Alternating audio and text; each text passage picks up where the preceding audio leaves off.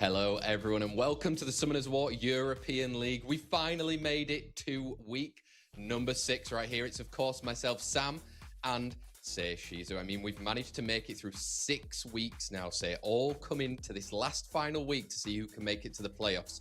How excited are you? I'm very excited, and also was looking at the standings earlier. Pretty much everyone can still make it. Some have to go for a very difficult route of 4-0ing very difficult opponents, and then also having to hope that the other players that are around rank 8 aren't doing the same thing. But yeah, in the end, everyone can still make it to playoffs, but it's a difficult route for some of them. Definitely is, and that's why they're still here. That's why they're still taking part. We've still got 11 more matches yet to play today, and it's going to really determine where they're going to end up on our final leaderboard. Remember, this is the final day of the kind of weekday phases, and we'll be going through to Saturday the 4th of April, where we'll be having our playoffs. The higher you get in this leaderboard, the better seeding you will get, and potentially the less matches you will have to play.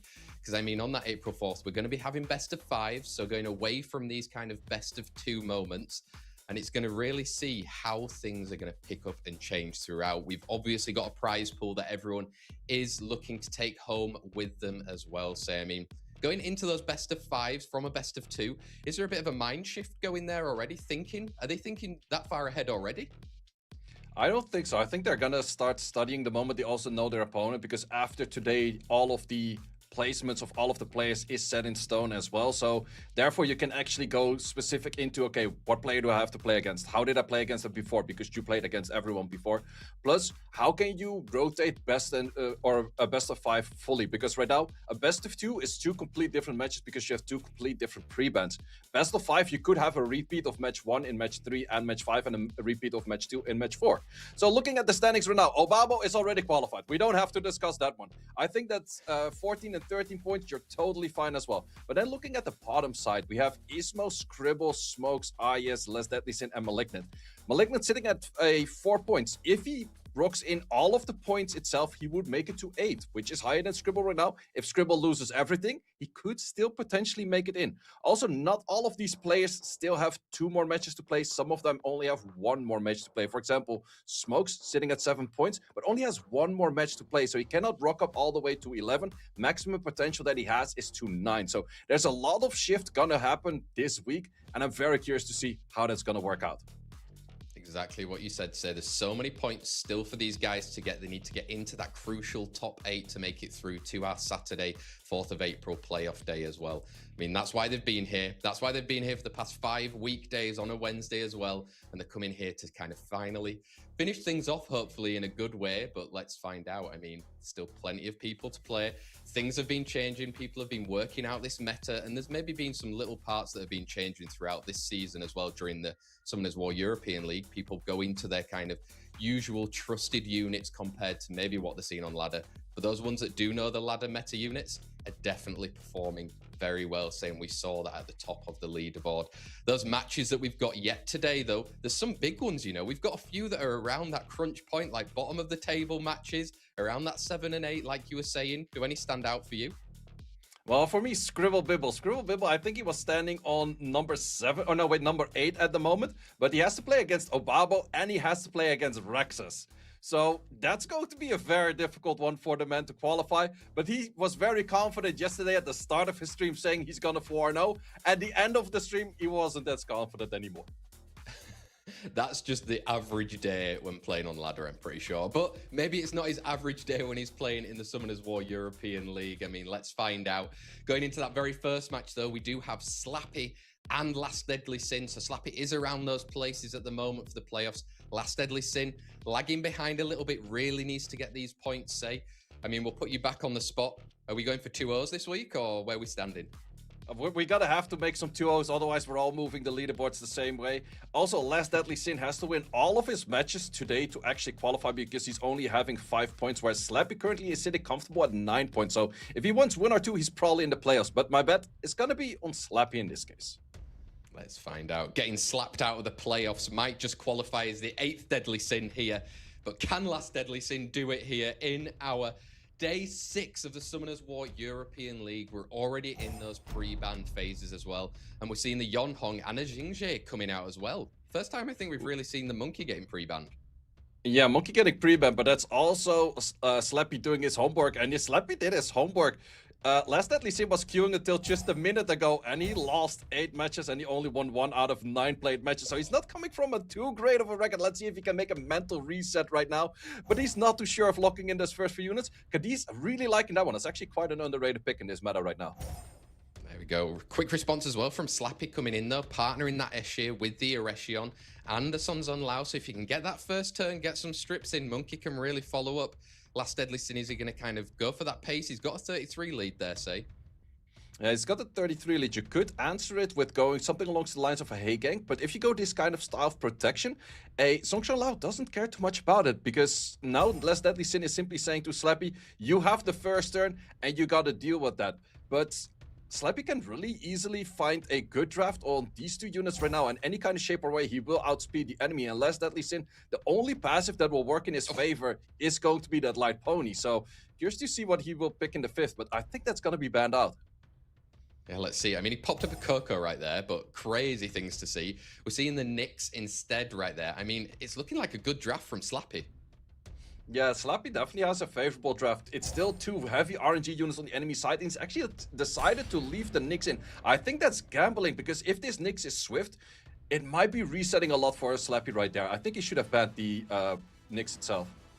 Let's find out. Slappy versus Last Deadly Sin in our match 1, set 1 of the day. That Eshir does manage to outspeed though, and that's a fast Cadiz. Yeah, that's a very fast Cadiz. Cadiz was moving in front of the Nyx, so that does also mean that this Nyx is on disparate. Can you get all stunts? Not all stunts, and then Nyx does move. Nyx against 2 buffs, does get it on the Okeanos, but does not get it on the Monkey. Did not get it, and look at what he can do, that Sons on Lao. He's got those stuns, got that anti-cleanse as well right now. He's going to be very uphill for Last Deadly Sin, especially with an Okeanos. Ooh. Well, it's going to be uphill, but as I mentioned during the draft, Cadiz is actually quite an underrated unit in the current meta. If he can leave that on the field for just a little bit longer, but he's taking in some hard hits right now. He's not taking any of those revenges just yet, and I think might leave the battlefield here. Just, additional turn on the Okeanos. Rain of Stones is going to take out at least 1 unit, and it's going to do an insane amount of damage on those death rates. And it confirms it. Last Deadly Sin wants no more of that action. Slappy taking that first set win right there. I mean, it looked really confident, I would say, from the draft there, right? I mean, he trusted his speed, got into that first turn, got everything off. And Last Deadly Sin, maybe the trick of Cadiz wasn't quite right. The Cadiz, I think it's pretty strong. Also, I would like to see that Nyx being on the Swift build rather than Despair build in that specific draft, though. Like in other drafts, Despair can be more interesting. But in this one, very specific, a 33 Nyx can outspeed an Escher without a lead very easily. Definitely can. We're seeing pre-bans coming in here, then Erechion being taken out, and that Nyx as well being taken out already from the side of Slappy. Doesn't want to have to deal with it. Last Deadly Sin has that first pick. I mean, the Monkey was banned last time round. Is it something he's going to lean towards, or go back to that Vanessa? Ooh, Cadiz first pick. That is a very interesting first pick, because normally you want to first pick something, especially in tournament kind of style of play, where your enemy cannot really contest that same unit. But Last Deadly Sin maybe kind of feels like he was seated at 5 points. He's going to go for the Hail Mary, and he's just going to lock in all kinds of random units, it almost looks like. I mean, it's happened before in the Summoners War European League. Random units, your opponent sometimes can get a little bit freaked out right here. Seems like Slappy in that 3rd and 4th pick has at least gone with something a bit more consistent, kind of the style that he knows how to play. This 4th and 5th from Last Deadly Sin could be anything, eh? Yeah, I'm thinking if you want to go for the Hail Mary of units, Gios, yep, definitely one of those. Light Pony added in there. By all means, lock in that entire. It's not the greatest unit into bombs in general sense, but he could go for it. Yep. That's where we have it. No, take it away for the Antares. Do we do it in the last seconds? No, Bara, also good pick. Yeah, Nobara looking to get some health down by some more debuffs. Just bring some more debuffs in right there with that Blood you locking down, or changing it out then. Yeah, definitely wanted to go for the secondary strip out there, which does make a lot of sense. So in this case, probably a ban on the Zhongshan Lao. No, we're going to go for a ban on the Gianna. Yeah, doesn't want to deal with the Gianna. Nobara is also out, so we've got 24 leads for both Slappy and Last Deadly Sin here. It's our set number 2 of match 1. Slappy currently in 5th. Last Deadly Sin, can you get a point? Yeah, let's see if he can do it. But first we have this Yelong taking a turn. Also, this Cadiz is really fast. Gio's taking a turn at first, but has the wrong element that he actually has to hit in and does miss it on the Zhongxia Lao as well. No Nemesis being activated on the spots, but we get a stun from skill 1. That was a huge stun right there. And now resisting against that bomb as well. Maybe Last Deadly Sin could turn this around. Yeah, you could easily turn this around because you have AoE Silence from Pontus potentially, but you also have an AoE Provoke. AoE Provoke nearly lands on everyone, but not on the Sierra and not on the Trick, so you definitely still have to go for the Silence over there. Does get the Silence fully. I think he's gonna take this point right here. Oh. Are you still there? Are we still going in? He's just speechless. I was just speechless of what happens here. It's completely changed, and Last Deadly Sin is on it now. Yeah, that's one of those things. If you get that one correct stun on that one unit, which the Gio provided to the Zhongxia Lao, we also had all of the provokes getting in. If not provoked, it was silent. So you have your turn 2 kind of still CC comp right there. And this Cadiz, I mentioned it earlier, it's quite an underrated unit because people have started a lot of liking towards the Fire Legolas. He's kind of a Fire Legolas, but slightly different, and also providing a bit of healing and a lot of debuffs. Yeah, he is, and look, with that counter as well, just managing to cycle through, and wow, Gio is loving that monkey right now. Yeah, Gio is providing all of the stunts, all of those defense breaks, and from that point on, you can just do a lot of damage, and similar to what a Legolas can do. He's a bit more RNG for can he land 2 hits or does he land 5 hits, whereas the Cadiz is very stable, always 2, but therefore you always have like the chances for pushbacks, always the chances for just a bit of healing, always the chance for a lot of debuffs. Yeah, it's massive here. Last Deadly Sin showing that if you do draft a little bit crazy sometimes, it can really put your opponents off right here. And following it up with some good rune strength, artifact damage coming through as well. And there you go. Last Deadly Sin does get 1 point on the board against Slappy right there, say. So maybe we're not going to carry on with the 2-0 trend of the week before, at least, right there. I mean, kudos to him, eh? I mean, Resistance has definitely played a part, which is why I kind of stopped speaking. But other than that, we've seen a great game to start off this day number 6, right? Yeah, absolutely. And it's also definitely that Sierra, if that Sierra landed the bomb, I think Cadiz in most cases is tanky enough where it can kind of survive. And then the Pontus would have been able to put up its own shields and its immunity and cleanses, all of that. So I don't think the match would have been over if that bomb actually would have connected. But then again, it definitely does help very much if the only damage potential from a team, which is a Sierra, just simply doesn't do it. Yeah, I mean, we've all been there. Everyone in chat has been there at least once before, and if you haven't, you probably don't pick Sierra a lot in RTA. I would probably guess that that's probably the reason for it as well. But we're starting off today with a 1-1 draw, so maybe things won't change too much right there. Just chipping away for Slappy, making sure he's staying in that top 8 right now where he needs to be to find himself in the competition on that Saturday, the 4th of April, coming very, very soon. I mean, people in chat say, I'm pretty sure, are all just ready and raring to go for this next one, right? Yep, we got a Scribble Bibble against Obabo, and Scribble did ask me specifically. You always ask me who's going to win this one. And Scribble wanted the full force of the cast curse. So Scribble 2-0 straight up. Wow. He wants the cast curse. He is Himothy. I think that's all we can say around it, right? I mean, it's a 2-0 Scribble for you. That's a bold statement, eh? Yep. We have Obabo only losing 1 match thus far. Scribble is going to triple that goal from 1 to 3. Wow. Thick plot armor right here in our match number 2, day 6 of the Summoners War European League right here. It's muscles versus beauty. And I'm not saying Scribble's stick arms rule him out of both categories. I'm just not saying it, okay? Scribble versus Obabo in this matchup right here. Say pre-bans to come in. Are we going to get some respect bans, do you reckon? Yeah, definitely respect bans. I expect the Burkle, I expect the Dark Zeniths. Those are the signature LDs from both sides that the other just simply doesn't have. Either that or we go Irresian pre-bans. Those are options as well. But no, Lamila, which is also a signature unit of Scribble these days. Definitely is right there. How's he prepared for it though? Surely you've done your homework. He's got 2 massive matches today against Obabo and later off against Rexaz as well. Can he chip in the armor against Obabo right here with that first pick, locking in the Eresion? Yep, on the other side, we do see Obabo's playstyle without the aggression, which is a 33 lead plus fast base speed unit. So often will be paired with an Atna later, currently is with a Shiho. So Scribble, are you prepared against those kind of drafts? Surely you must have been thinking about it, right? If you've already picked in there that Erechion. Now he's looking to partner with the Dragon Knight. We know how dangerous a Jaeger can be if it gets the perfect setup with some defense breaks. Going for double wind speed lead, I think a Burgled in that position would have been pretty nice, because if an Atna comes now later, well, maybe it's also to counter the Atna already. That is a good option as well, because Shinx does have a very good up against a Atna to simply not go for a Shadow, not going for the skill 2, not going for the cycling.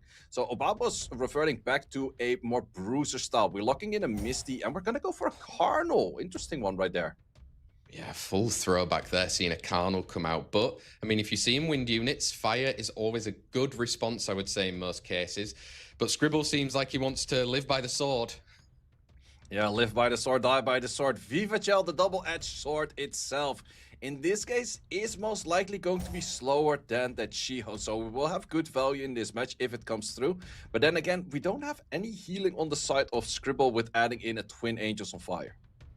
Yeah, he has put himself in the corner. What's going to happen here? Obabo with that 5th pick to decide right now. I mean, we've said he was going into a bit more of that bruiser right there. Is he going to follow it up with a little bit more? He's not got any sustain, but he's going for all-out damage, it looks like.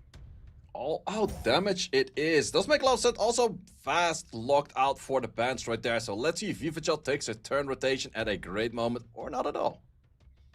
He's going to be living by the sword. We're going to be having 33 leads likely on both sides, I would say, going through. Scribble versus Obabo right here. Remember, Scribble really needs to get as many points as he can from these set wins. Obabo going for that HP lead, though, in the end, changing things up right there. Let's see how that's going to play with the turn order going into this one. Yeah, that's why I was thinking that it was taking so long, but in the end, still does outspeed, so that speed lead is going to be in a bad position, but it was very close. I like the idea of Obabo right there, but full resistance of this 100 resistance unit right there, and we're going to trade some attack bar for some HP. We are right there, and look, you can follow him with that Erechion right now. You do get strips, you get 2 stuns as well. You haven't taken him down just yet. Yeah, I would definitely not take him down right now. I would start dropping damage elsewhere, and the Misty is a really good target for that. Justice, how much are you going to do? Simply takes it out on the first hit already. That's very high damage. Oh, Misty coming in with that defense break, landing as well, say. Getting that defense break right there. But however, this skill 3, I don't expect high accuracy. So how much can you actually actively land? No, it's going to go for skill 2 for more damage right now. Does get it thus far. We can take out this monkey. We don't have an additional turn right there. But let's see what we can do on this Dragon Breath for pushbacks. Yeah, going in, get some heal blocks around as well. It's not super crucial right there. But Scribble maybe did lock in here, say. Maybe he's got you on his side. Well, it's still kind of dangerous. That Misty is known to be very strong. That additional turn on the Vanessa helps a lot for cycling back that passive. But the big question is right now, Carnal sitting on a glancing. How much can you actually actively land with a glancing on you? Oh, he's not even going for it. He tried to go instead for that skill 1. Didn't get a provoke right there. Defense break, you can look to confirm a kill, or do you just heal up a little? Yeah, this is kind of the awkward position. If you were to kill on the previous hit, it would have been a lot nicer, but you can't go for just that dot, killing it at a later moment. And I kind of like that idea, because it starts off with 0, and that stun is really what you like to see from a monkey right there. Definitely is right there, but how's he going to be able to follow it up? Remember, Obabo's only lost 1 set in the whole of this Summoners War European League. Is Scribble the second? Yeah, Scribble's looking to be the second, but because this monkey skill 2 will definitely take it out. It also means that we have 5 turns on that passive right now. It is Carnal against the roll, because if Vanessa's really not gonna do the damage, but Carnal can be very strong in its own accord. Do we get another stun? We do not get another stun, so it's free on the skill 3 for the swords coming in from this Carnal. Oh, he gets 1 stun, but he gets a little revenge stun on himself right there as well, so it's not going to help him, and he's going to be able to chip away a little bit further, Scribble. Yeah, chipping more damage, and also that is a perfect rotation for some healing magic coming in, trying to provide that defense break. Don't get the defense break. Do we get the defense break over here? We do get the defense break. We did miss crit, but if a Viva Shell is on some damage, it's speed scaling. You can probably take it out very soon. And Scribble's looking at his first victory, and he's gonna need all 4 victories if he wants to confirm that spot in the playoffs. Damn, Scribble taking another set The second only of this whole Summoners War European League set against Obabo right there.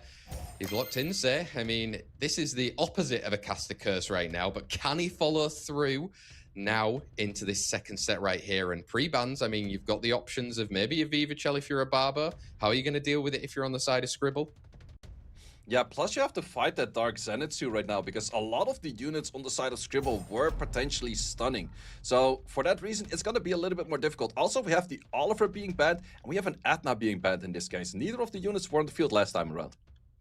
No, but maybe Obabo knows if he's allowed this Aryes first pick with a 33 going in, or if he reverts back to his Vanessa, he's taking away a 33 from Scribble right there. Yeah, taking a 33, and we're also reversing the draft fully on the opener right there. So let's see what Obabo can do against that, because he has the Dark Zenitsu, which is very good against those stun style units, and there you have it. Yeah, locking it in second place right there. We've got third coming in with that Escher as well. The combo with the Aryes as well is very deadly right here. Scribble, are you going to pivot right here? Yeah, I think he has to go towards his bruises. Jaeger's definitely really good because it cannot be stunned. You could also go for Burkle because it's kind of the same style. And where it cannot be stunned, it also takes a lot of turns for your enemy taking a lot of turns. So it is a strong unit over here, but I think that Obabo will be prepared against that as well. So it's the big question, do you already lock it in over here? No, we're going to go for some Wind Twin Angels. Twin Angels out on the field then. I mean, they got banned out last time. The fire ones on the side of Scribble Bibble right there. So he is liking them at the moment. Fourth and fifth pick then over for Obabo. We've seen double Zenitsus before in situations, but how is he going to look to counter it right here? Well, the double Zenitsu isn't as strong because we have an immunity provider from Scribble in the 4th position and could also be there in the 5th position. But we're going to go back to a Misty plus a Alanor as in the light unicorn. So very bruiser heavy on the side of Obabo once again. Yeah, bringing some sustain through there and some self-sustain with that Misty, dealing out some damage. 5th pick for Scribble Bibble right here then. Yeah, the big question, do you want to enter the bruiser kind of fight as well and potentially lose your Jaeger? But no, we're actually going to go for the 5th pick that Obabo had in the previous match. We're going to add in a Federica on fire. Yeah, I wonder if you're going to respect it as well. It can be some serious damage coming through right there. Or are you going to try and get rid of some sustain on the side of Obabo? Well, it's one of those units. It's super dangerous to go into a light unicorn because it does have the anti-cleanse, it does have, or the anti-crit, it does have all of those going in. But no, he actually predicted the ban and he's just banning out that Zenitsu.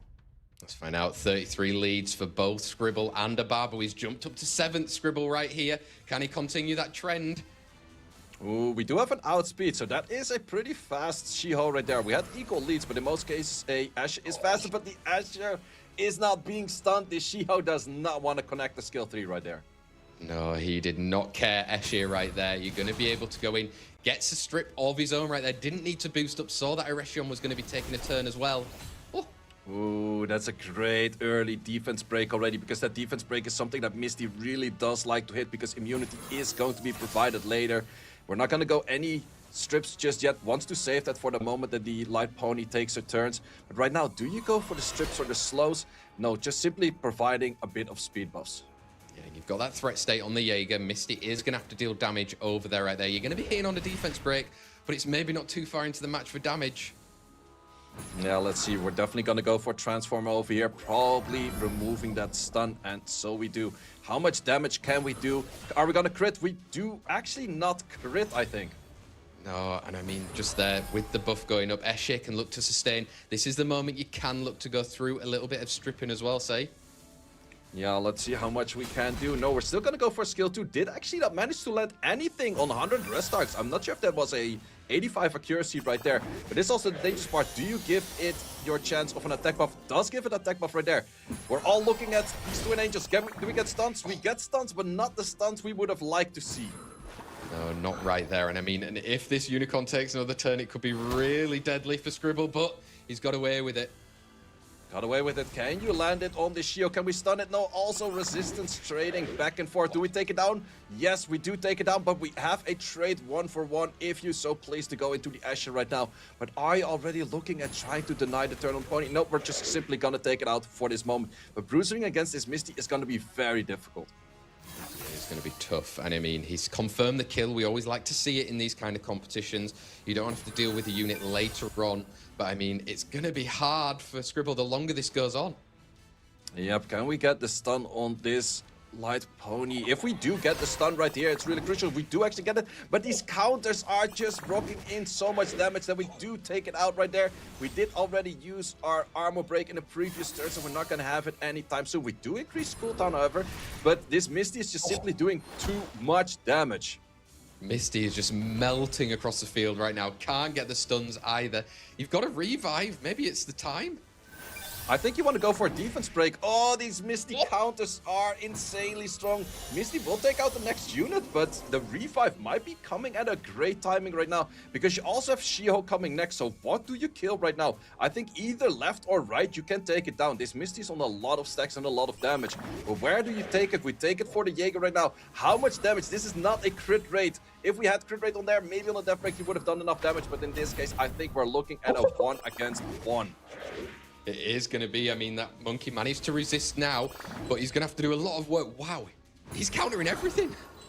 He's countering everything. Like that's not helping you out because all of those counters provide you healing. Well, not in that hit just there, but this is one of those moments. I don't think that there's enough to stun for this monkey to do enough. Do we get a defense break? We did get a defense break pretty early over there, so that's once again a lot of damage coming in. Stuns seated over there, and 6k to take out the She-Ho of Scribble Bibble. We have 1 against 1.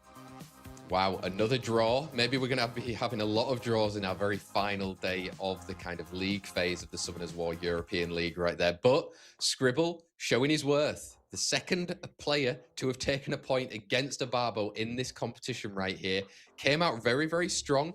Maybe that second set as well couldn't quite work around that Misty right there, say. But he's going to have to take confidence going up against Rexaz later on, right? Yeah, definitely right there. And it's also one of those things, you can definitely see it on the leaderboards at the moment.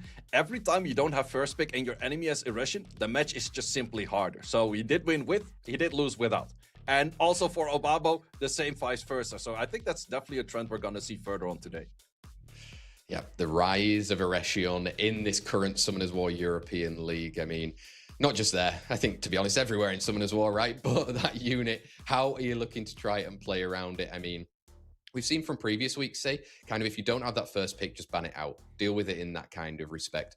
The players didn't really do it in that one, but do you think they might be leaning into it later on? I think, well, it's also the signature LDs. You definitely want to take care of the signature LDs of your enemy, but in the end, the aggression is so strong right now, and it's so pivotal for like a lot of different playstyles, because even if you lock it in, it doesn't mean that you have to go for AoE CC. You can still end up being Bruiser, as Obabo did in that last round. So it's one of those units that is just really hard to draft against. Yeah, definitely is. And that's why the players are here, though. They're here to work those out, work out the solutions. How are they going to deal with their competitors? It's only best of 2s. So they play 2 sets, and those 1-point wins go towards their points on that leaderboard as well. Next match coming in here, say, is going to be Rexaz versus Last Deadly Sin. Last Deadly Sin did play in our first match of the day. Managed to get 1 point, drafting maybe a little bit crazier in that second one. Who do you think is going to be taking the points here? I think Rex is going to take the points because he's sitting quite a bit higher on the leaderboard at the moment. Also for Last Deadly Sin, he has to win both of them, and then he still has a chance. If he only wins one, I think he's out. If he loses both, he's definitely out. All on the line then for Last Deadly Sin in this one against Rexaz. With friends like these, who needs Deadly Sins? Let's find out if he can manage to make his way to the playoffs on Saturday, the 4th of April, or is Rexaz going to put him on a ticket home straight away?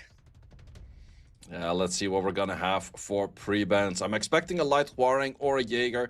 On the other side, probably that Nyx. Those are the signature LDs that we're seeing. Oh no, actually the Cadiz, definitely in signature LD right there. And Eretion, if you, well, that's, no, wait, that's actually a very interesting pre-ban. If you have first pick, you mostly don't pre-ban and that you picked yourself, or does Last Deadly Sin simply not have the unit? Maybe let's find out what he's looking to go in for his first pick instead. That Cadiz has been taken away.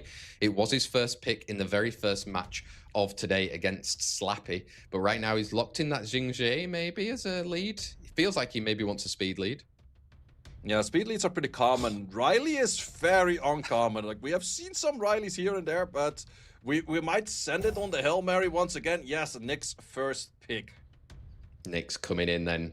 Rexaz looking to respond there with an Annabelle then. Maybe wanting to just stop the combo of Last Deadly Sin if he could have it later on.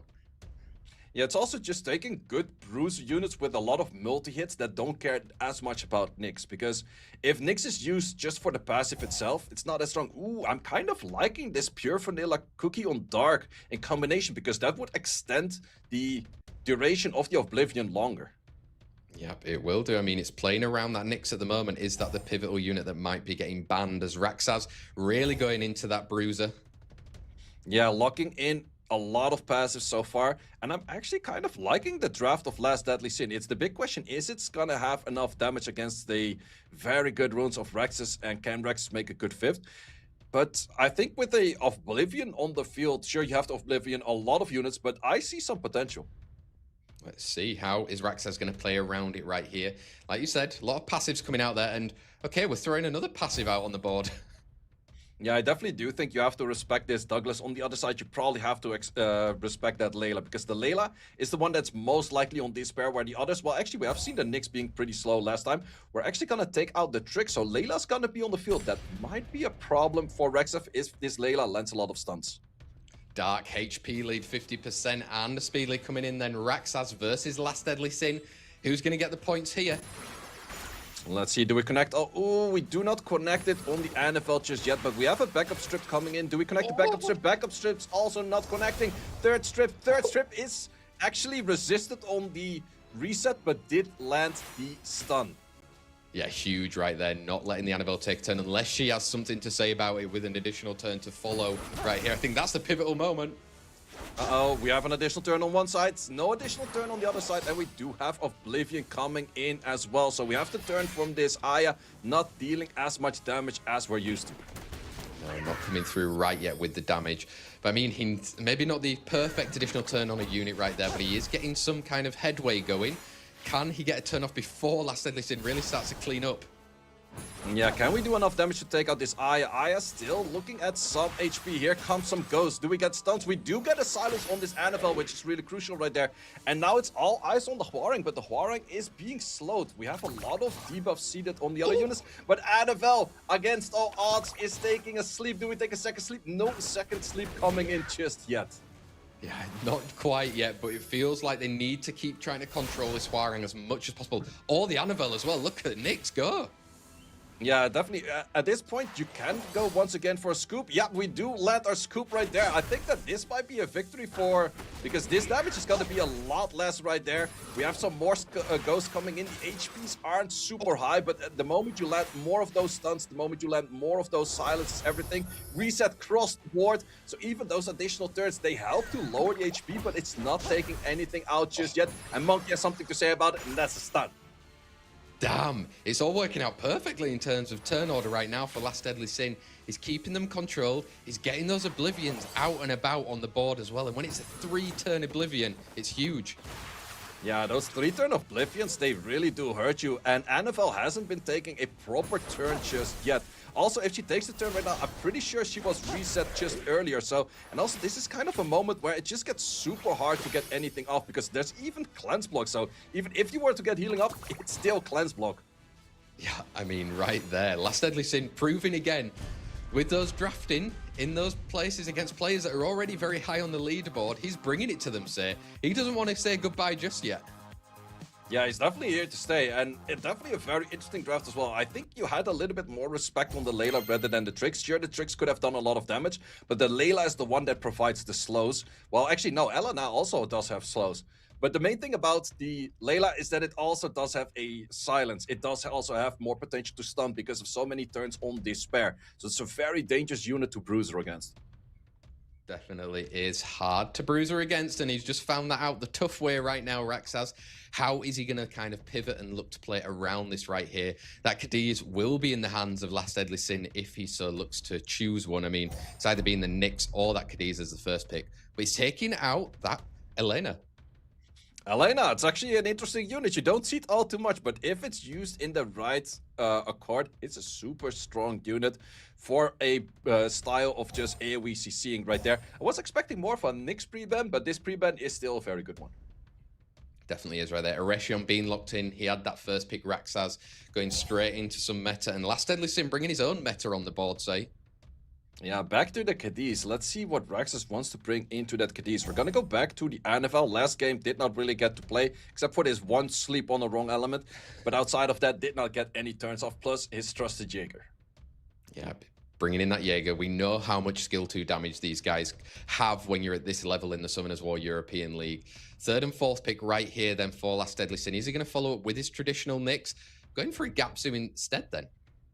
Going for a gap, so I kind of would like to say back to the Layla. Layla was working very well in the last draft. However, in this case, interesting style to go for a Josephine right here, because I'm not 100% sure if this erosion is on this pair. If it's not on this pair, the only stun on the enemy field is an NFL skill 1, which is not that likely. Yeah, just getting a sleep throwing out from Rexaz. Let's see how he can deal then with this fourth and fifth pick right here. Like you said, maybe don't bring some despair units if you want to go against that Josephine, but Layla's a different sign.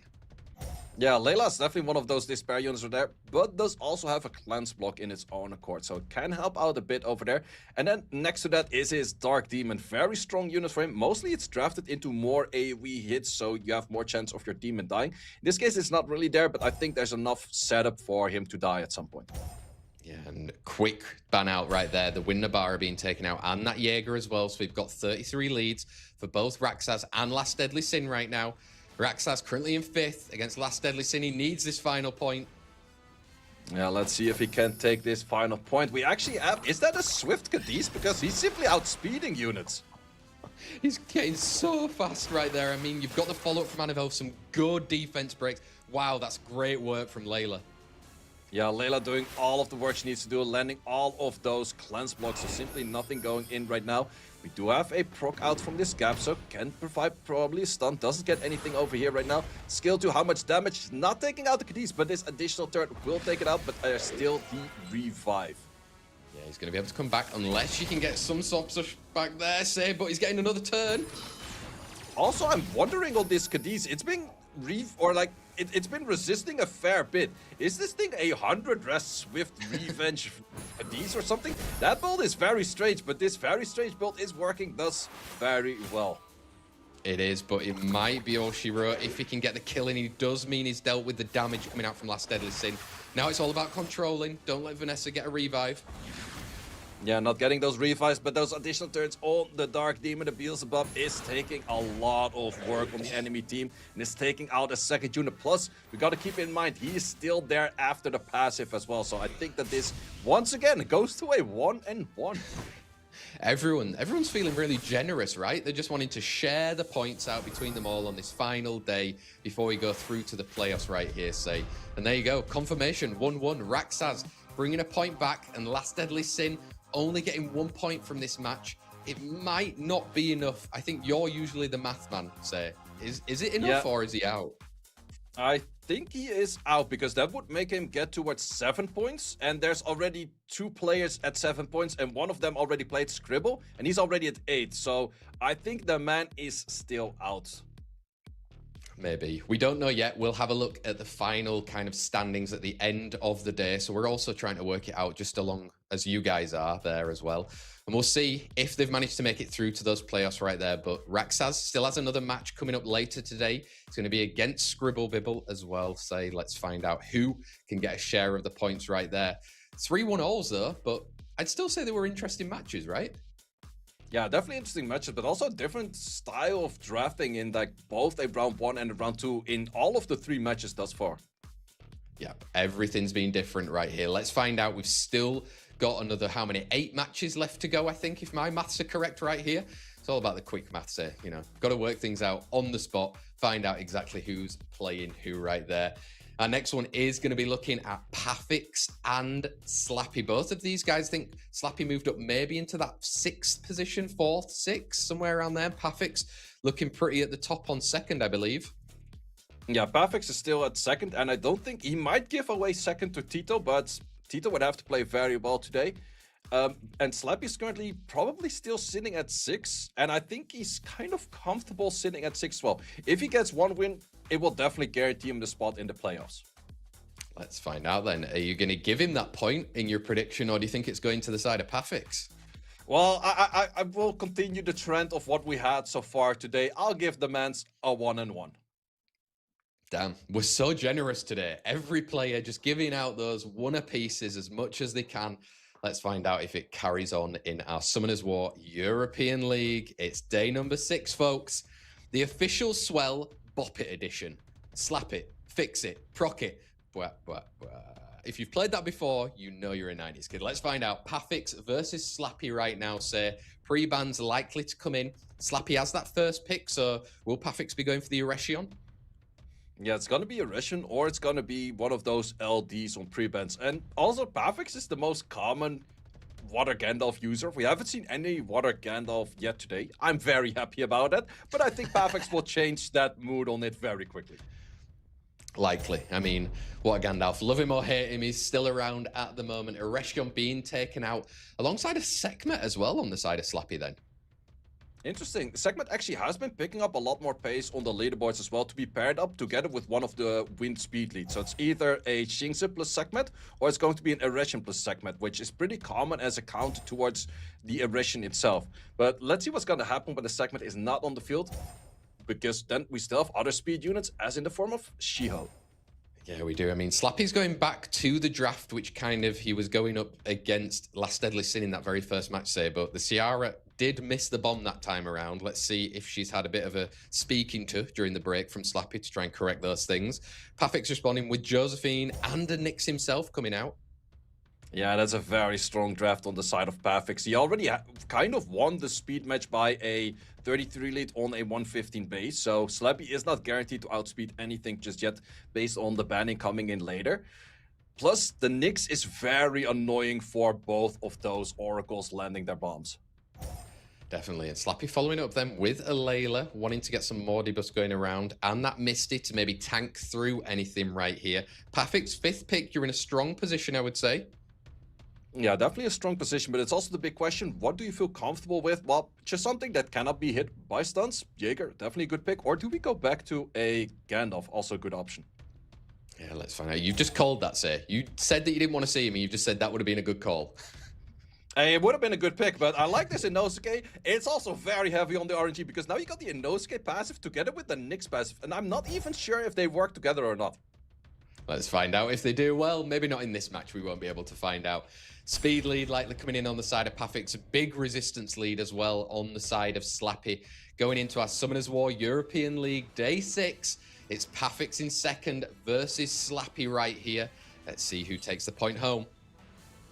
Yeah, we're gonna have that alt ego coming in. We do connect our stuns and also half HP on that Yan Hong right away.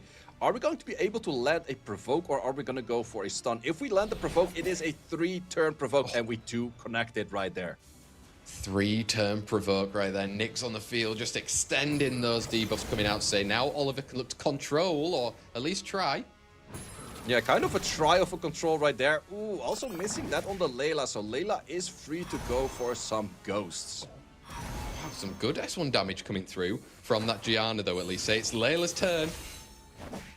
Ooh, taking a good chunk of the health of the Oliver thus far, but also Josephine, what Josephine has been doing all meta, taking additional turns right after the stun, so we have more passives coming in right after. Yeah, that cycling is so dangerous if Josephine gets through. Look at all that control. There's stuns on the enemy side right now. And I mean, when it's Misty against maybe 3 in the end, it's still going to be tough.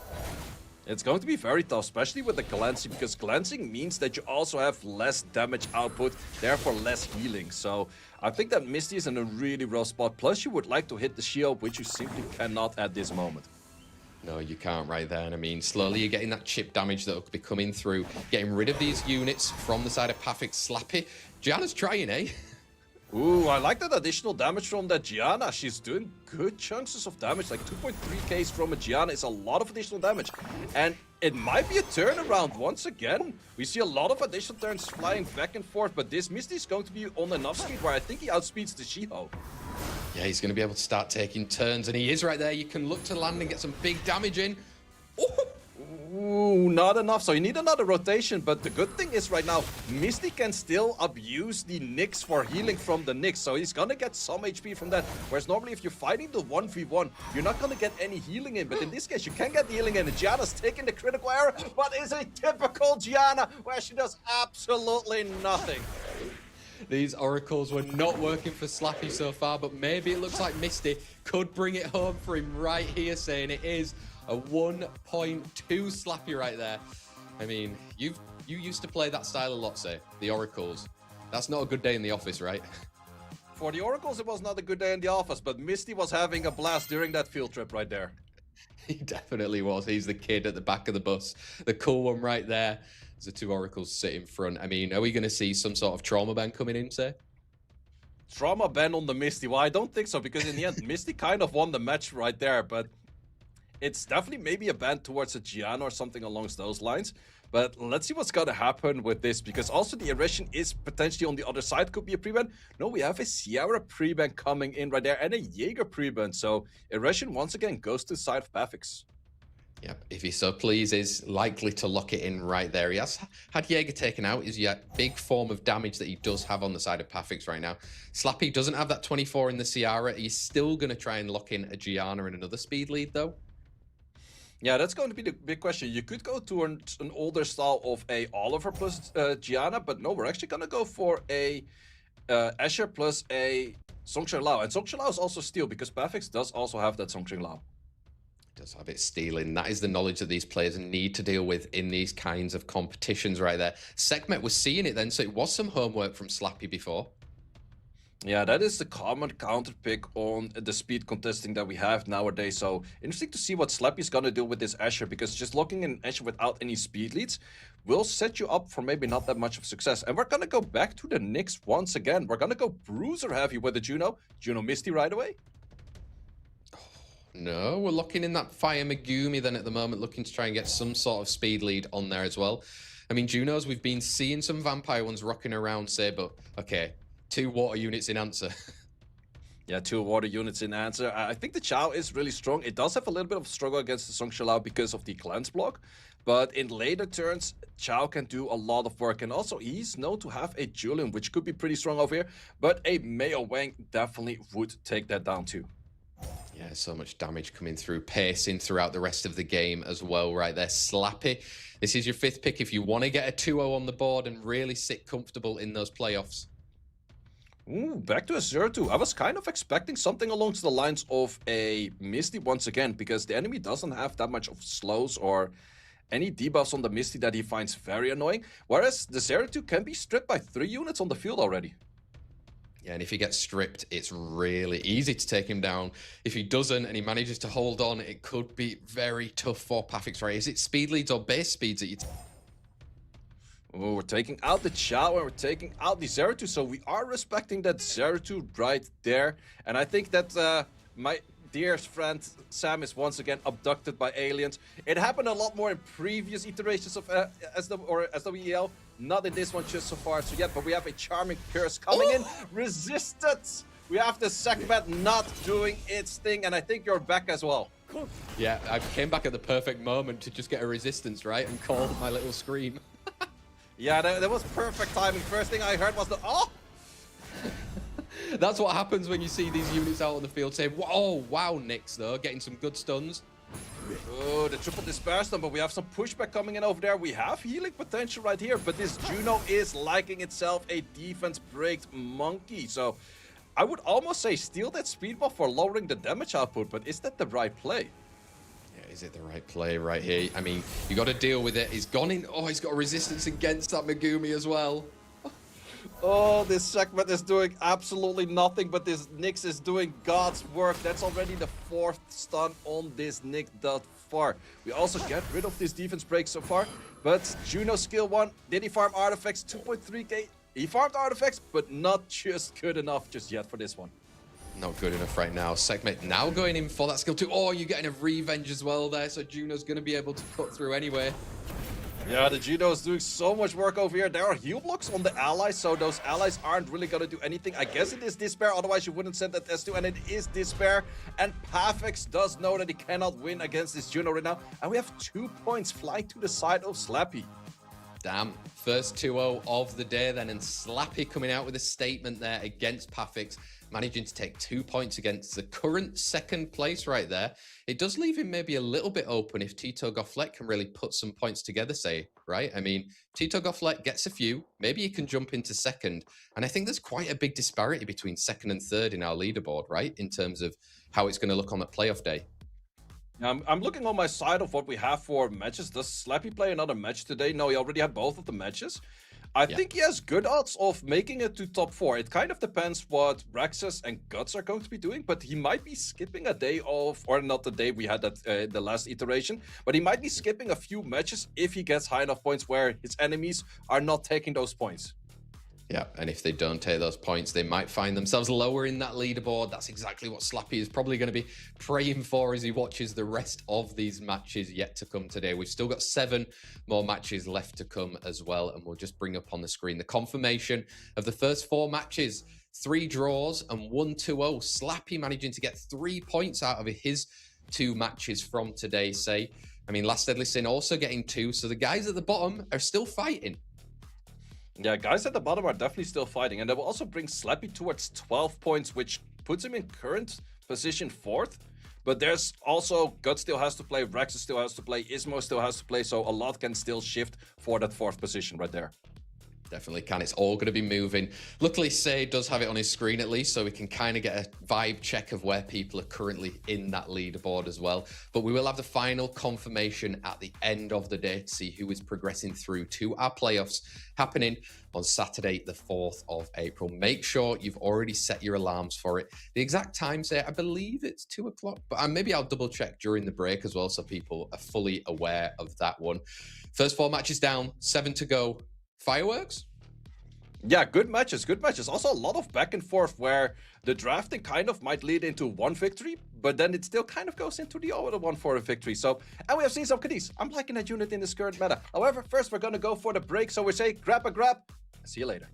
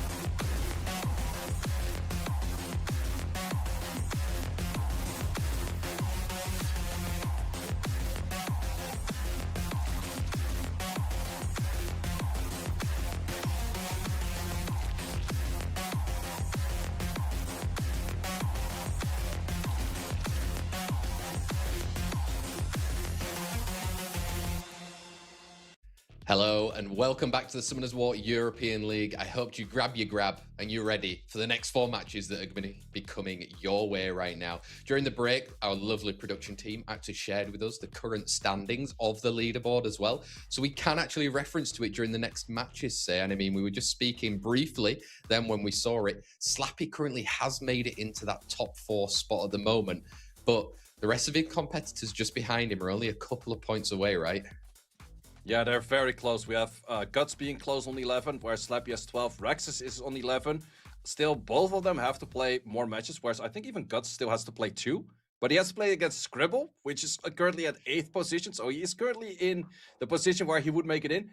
However, it will be a difficult match for him. Oh, no, wait. We got Scribble Obabo coming in later. And we have Guts playing also against Obabo. So there's a lot of good matches still to come up. But Scribble, if he wants to make it in, he needs to win his own matches. But he also needs Aryes to beat Smokes. Otherwise, Smokes could take him over.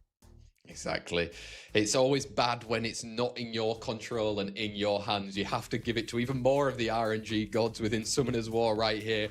Let's find out how it's going to take place during these matches coming up right here. And even this next one, say, I mean, it's TitoGoflette versus Malignant. Malignant can't actually make it through necessarily with the points, maybe just if everybody else was to lose, but TitoGoflette could try and secure or sneak in for second position above Pafix in this one. Do you think he's going to take 2 points here? I think it's better odds for Tito taking 2 points and making it to the second position, as Malignant that's currently on 4 points, and the minimum threshold is going to be at least 8 no matter what happens, and then it's still potential tiebreakers and those kind of things. So Malignant has to win everything or he's guaranteed out.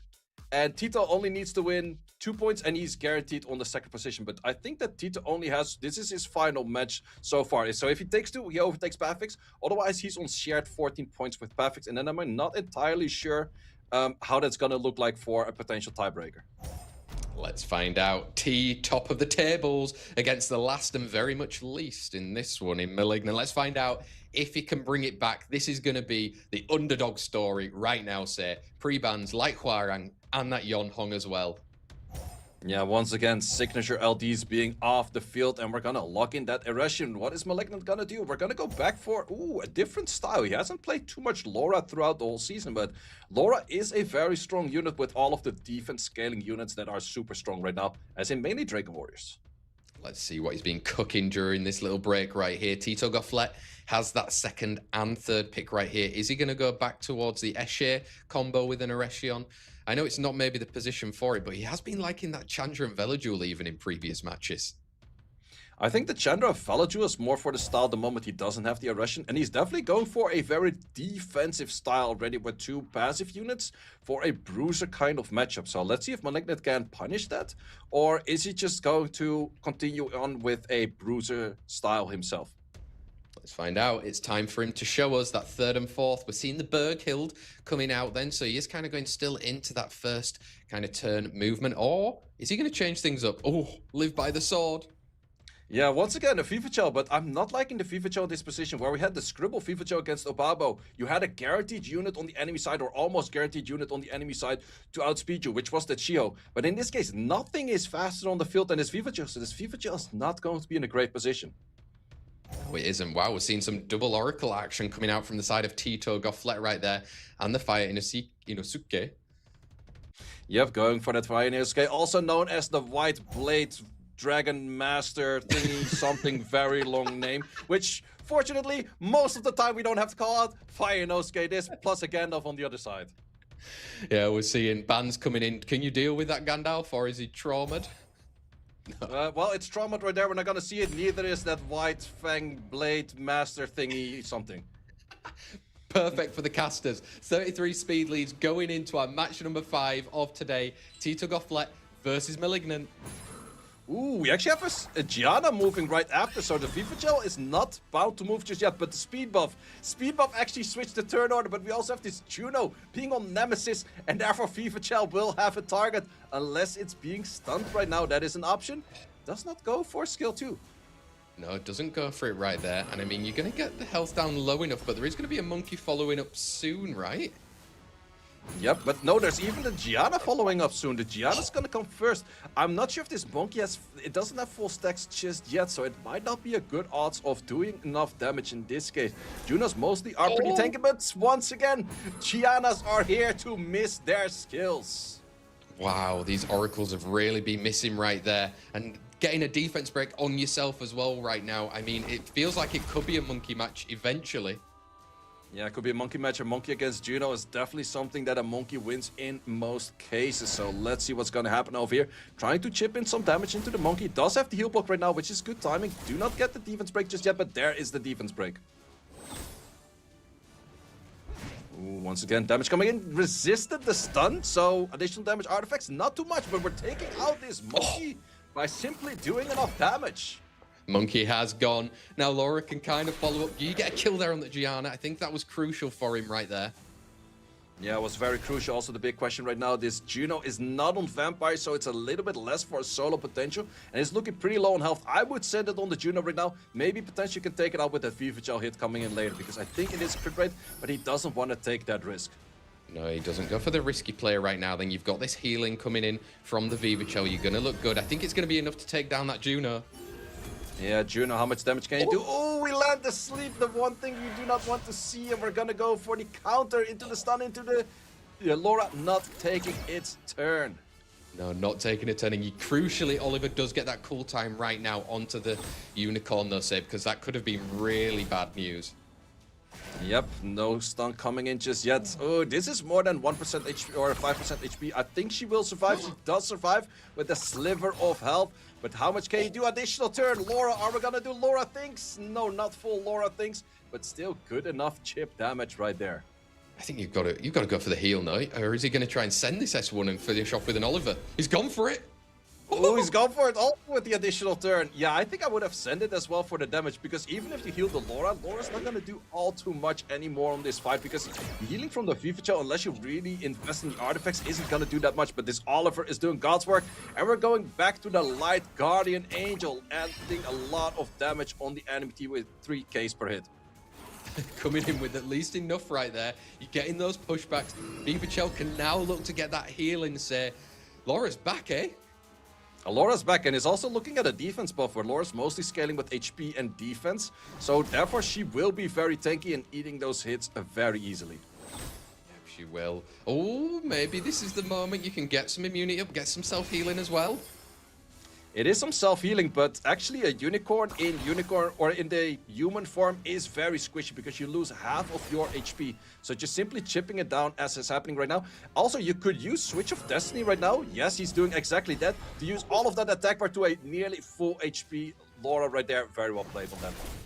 Yeah, getting the perfect moment right there. But I mean, Aryes trying to do something about it. Wow, they've got the defense break and the stun say. Defense break and the stun, but you also do lose your anti-damage buff right now. So this is kind of the point that you're thinking about. It. Should I send a stronger skill than a skill one? But this crit will do a lot of damage on those 5Ks. Yeah, so much damage coming in right there. You're going to get some more immunity, a little bit more healing as well again. But this is Aryes going to have to do a lot of work. Oh! Ooh, he's doing a lot of work right there with the Dragon Breath coming in, but right now, he's gonna go for a little bit of split of the damage. That is the dangerous thing. Every time that you split the damage, you're playing into the favor of a unit that likes to heal AoE, and this unit does heal AoE. If we're looking at another additional turn, it might flip the table here in the favor of TitoGoflette. Yeah, and that would be exactly how kind of Malignant Summoners War European League has gone. Can he change it right here? Good damage coming in. Can Oliver clean up? Ooh, with that additional turn, yes, is cleaning it up with the cannon right there. And Irration against the roll is not going to work. So Malignant is locking in at least that 1 point that he has right now. Underdog story, say. The underdog story is it starting. He's got 1 win on his belt right now. Can he get 2? Get a little bit closer to that 8th position? Or was it just a bit of Laura RNG? Well, let's see how it works, because before today, Malignant only had 4 points. He needs 4 points by minimum to make it to a potentially 8th position. So he has to double his amount of points from what he has done throughout the whole league. So let's see if he's going to make that work, or was this just a fluke? 1 week might be all it takes, saying this one. Let's find out, Malignant. We're going into that second set. Pre-bans are going to be coming in very soon. Do you need to get rid of the Aryes? Or, I mean, these guys have both got deep LD boxes. Is there another one that you need to get rid of a signature unit? Well, it's also the big question, like, what does Tito have what Malignant doesn't have? Because that is the main question right there. In this case, the Light Unicorn is something that Malignant does not have. No, he doesn't want to deal with it from that last round as well. It did manage to get some healing through. It kind of extended the set a little bit longer for TitoGoflette, but now Malignant going back to the Aryes. Now back to the Aryes. On the other side, we do see a Megumi mostly paired up with a Shio. That's the most common counter opener against... No, we're actually going to go for Berkild right away. Well, Berkild coming in wants to compete then with some speed because that Laura locked in again in the second spot with a Tricks this time round. With a Tricks this time around, and on the other side we do see a Seimei, which is a really good counter against a lot of debuffs. However, it's not a great counter into Heal Block, so Aryes meta definitely does make it where she's a little bit harder to play, but her best friend is also on the field if he locks it in, which is a Ragdoll. Nope, we're gonna go for a Huarang. Yeah, I would have liked the Ragdoll. There was a lot of AoE coming out from the side of Malignant right there. 4th and 5th pick right now. If he doubles down, it might signal an easy 5th pick. Yeah, the Ragdoll's definitely still open for the 5th pick right here. So let's see what Malignant's going to go for his 4th and 5th right now. Because he has to keep in mind, I think something along the lines of a Soulvark would be really good. Doubling down on getting in extra heal blocks potentially against the Seimei. But he's going to go for a Beelzebub against a no AoE team. This Beelzebub can be fairly easily be ignored. And a Douglas has won him some matches thus far. But against this, I'm not too sure. Yeah, it kind of came out with some single target damage in the 4th and 5th. Maybe didn't want to try and bring in a Ragdoll right there, but has TitoGoflette. He's got this 5th pick right here. Maybe he can bring in some form of healing or his own damage then. All right, Chow. Chow, but then the big question with this Chow, I think a Ragdoll would have been a lot more interesting because the Ragdoll gives you potential where the enemy crits enough, where the Dark Demon comes back with not 100% or a little bit more than 100% attack bar. But since you've been critted just yet, Ragdoll push you over and therefore the demon just doesn't do anything. But let's see what this will do right now. Laura coming in then. She's going to be able to get some buffs up on her side. Megumi is going to be able to cut in. Can you look to get a stun right here? Oh! Double resisted right there. No strips, no stun. Berkild, can you do any better? And where would you like to land it? Because the turn rotation is where Tricks will land defense breaks, and then right after the Douglas does come in. So Douglas is not all about just the counters. If he gets a good turn at the right moment, and we see 0 defense breaks, so never mind on that story. Yeah, no defense breaks. You've got some heal blocks popping around as well, though at least you're going to need that against the Seimei. But is it time for Huarang? Get rid of that slow pick up? Well, we do still have the Iron Punch coming in. Do we have enough damage? No, because of the defense break lacking, not enough damage right there. But there is seemingly enough chip damage. So I think that Malignant is walking away with his point just far. Yeah, he's looking good right here. Can he kind of follow through with it as well? I mean, Berkild, you're going to need a stun coming in. Resisted again. Yeah, these units are not connecting thus far. Malignant is doing its job. So what didn't work out the whole league thus far is working out for him right now, and he's simply taking out units because from this position, killing Douglas is very unlikely. Yeah, it's going to be almost near to impossible right there dealing with that Douglas. And I mean, say, underdog story, crazier things have happened in Summoner's War right here. Is it the rise of Malignant in this final day? It could very well be also his last match. Looking at the future, he's going to be playing against Aryes later on, so that's also one of those contenders that's outside of the playoffs. So that's going to be a very interesting one right there because both the players have to win all of their matches to have a potential making it in. But still, we're looking at this match right now. It's going to be Douglas against the world because I think that the Huarang might take out one more unit, but if he gets a defense break, no defense break just yet.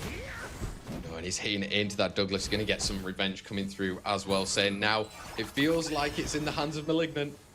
Yeah, it's very much in the hands of Malignant. We're still trying to send it on the Douglas over there. Douglas has an issue actually killing a Light Huarang, but there are simply too many units on the field for this Light Huarang to deal with. And we have a double point going towards Malignant. I think that's the first one of the whole league thus far. Yep, it's his first win, and he's maybe left it a little bit too late, but let's find out by the end of today to see if those points are going to tally his way up that leaderboard right there. So, I mean, the main difference, I would say, from the previous plays that he's been doing throughout the rest of the league phase, Laura came into the picture for him, right? Yeah, he's picking up a lot more Laura, and Laura, where normally he's going a lot for the Yan Hong Gianna, that was pretty much his to-go units. But right now, the Laura actually seems to be working way better, because if a Gianna misses, you pretty much have nothing. Whereas a Laura misses, enemy HP is still at half, because you simply do a lot of damage. Exactly, so much damage coming through right there. And even his trusty old friend Douglas in the end managing to take out that light Hwarang at the very end means Malignant does get 2 points. He's kind of gone up 50% where he was currently at before the start of today. And let's see how that kind of tallies up for TitoGoflette as well. That was maybe his opportunity to jump up into that second place.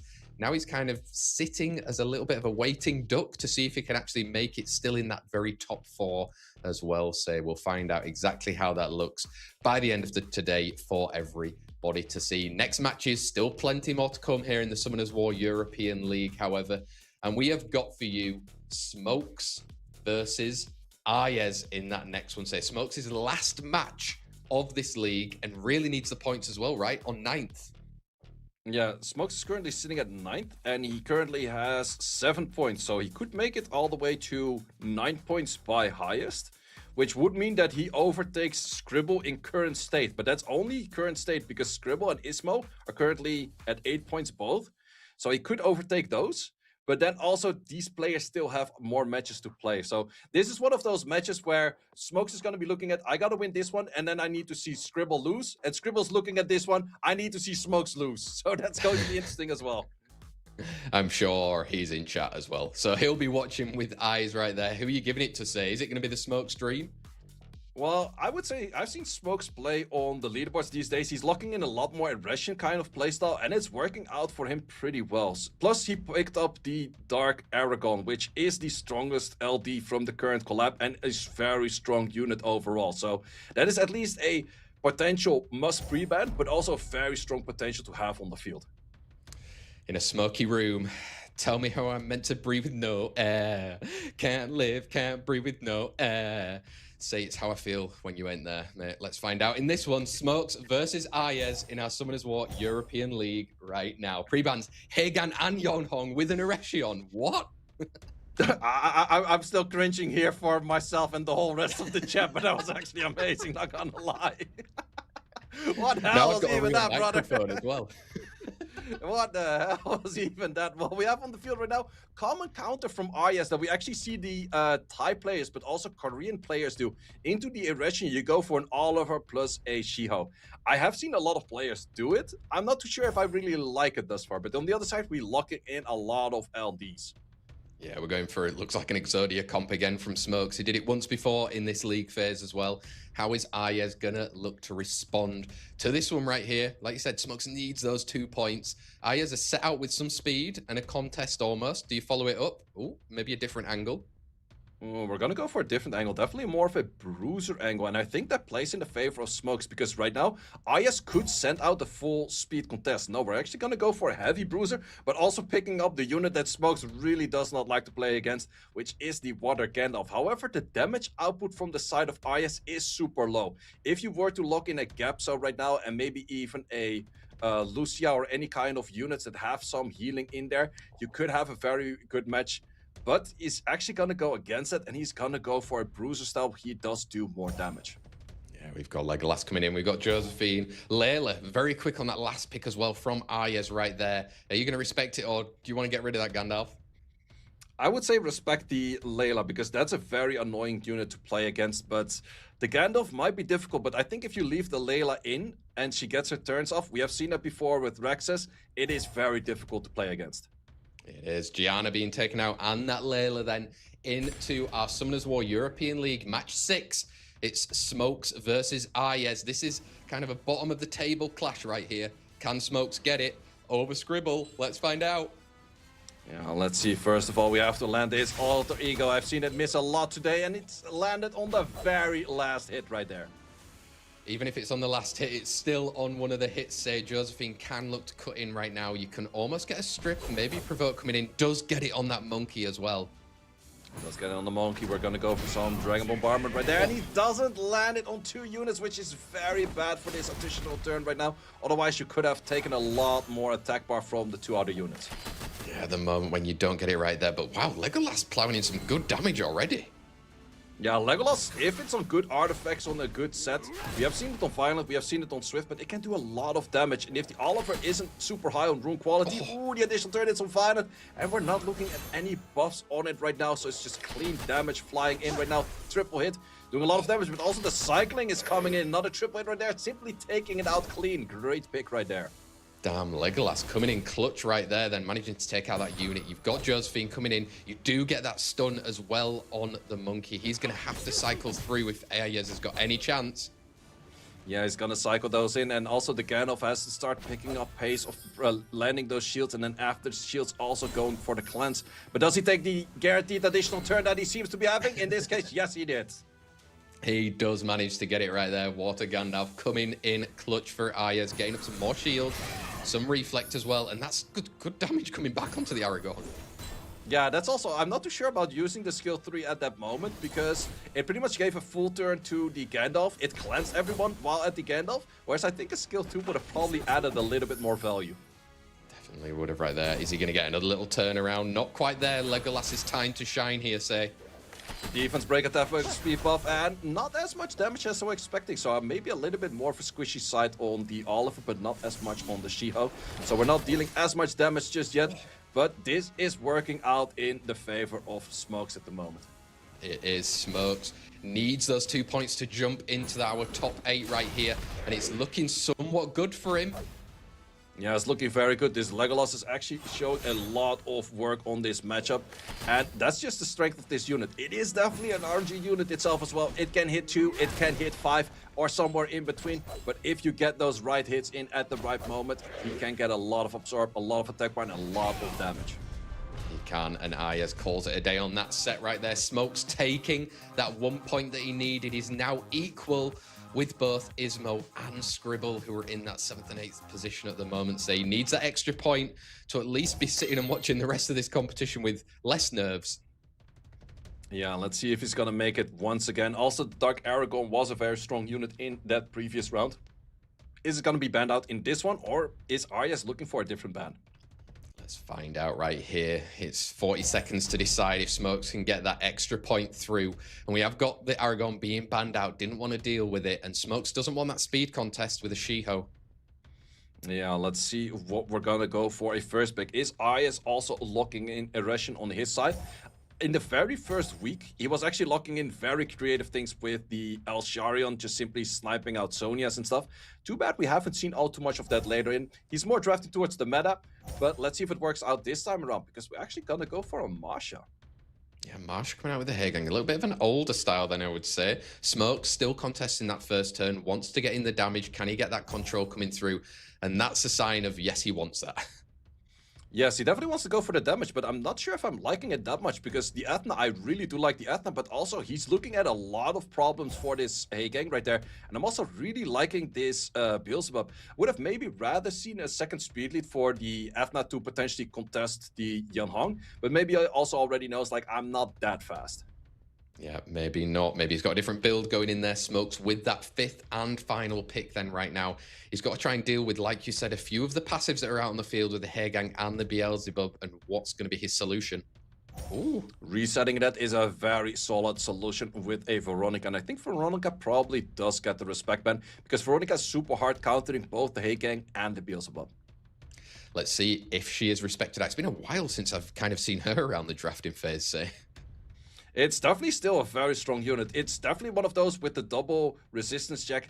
Can land the strip, but then not land the reset. But if you get both, it's a super, super strong unit still. Let's see if she does get through. She doesn't, so Beelzebub and that Veronica being taken out. So we've got 33 speed leads for both Smokes and Aryes right here. It's our set number 2 between them both. Smokes needs that extra point to sit a little bit more comfy. Ooh, the speed contest does go in the favor of Smokes. Has a lower base speed right there, but is outspeeding it, and it's also not Will. So in this case, I think you have to go for the safe play, where you just boost up first, and then you go for potentially enough damage. Did not really get damage, and I think there was also some Nemesis going on over there. Yeah, I think it might be looking to cut in. What is this exact attack bar looking like for that Ciara coming in, say? I mean, you're going to get the strip, but it's going to push the attack bar up. Yeah, it's gonna push the attack bar up, but I think you simply go for skill 2 at this moment and then try to land the bomb with the Sierra. We have seen a miss on the bomb right now. If you miss the bomb, you're looking at a very bad matchup, and that might actually lose you your spot. We get the additional turn at damage, not enough just yet. No, but you can look to set up some good defense breaks on the side there. Follow up with the skill 3.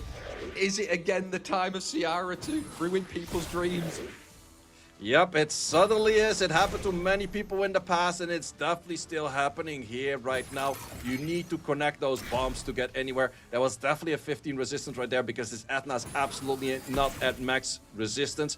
And then you just simply take over this matchup. So he won the speed game, but he lost the resistance game. Damn, you can't win them all, I guess. But I mean, at the moment, he is still going to be in that 7th position, with Scribble needing to win at least one set as well to kind of make himself comfy. But Aryes is going to take one of those points as well, all the way up to 6 points in total. He might even have a chance, they say. Like, if he wins his 2 sets that he's still got to play as well. Yeah, we could end the day with a lot of people at potentially 8 points, because Scribble's currently 8 points, Smokes is at 8 points. Less Deadly Sin, did he also get 1 more point? No, I think he lost. Malignant could get towards 8 points, and there could be like 6 people on 8 points or something like that. It is possible.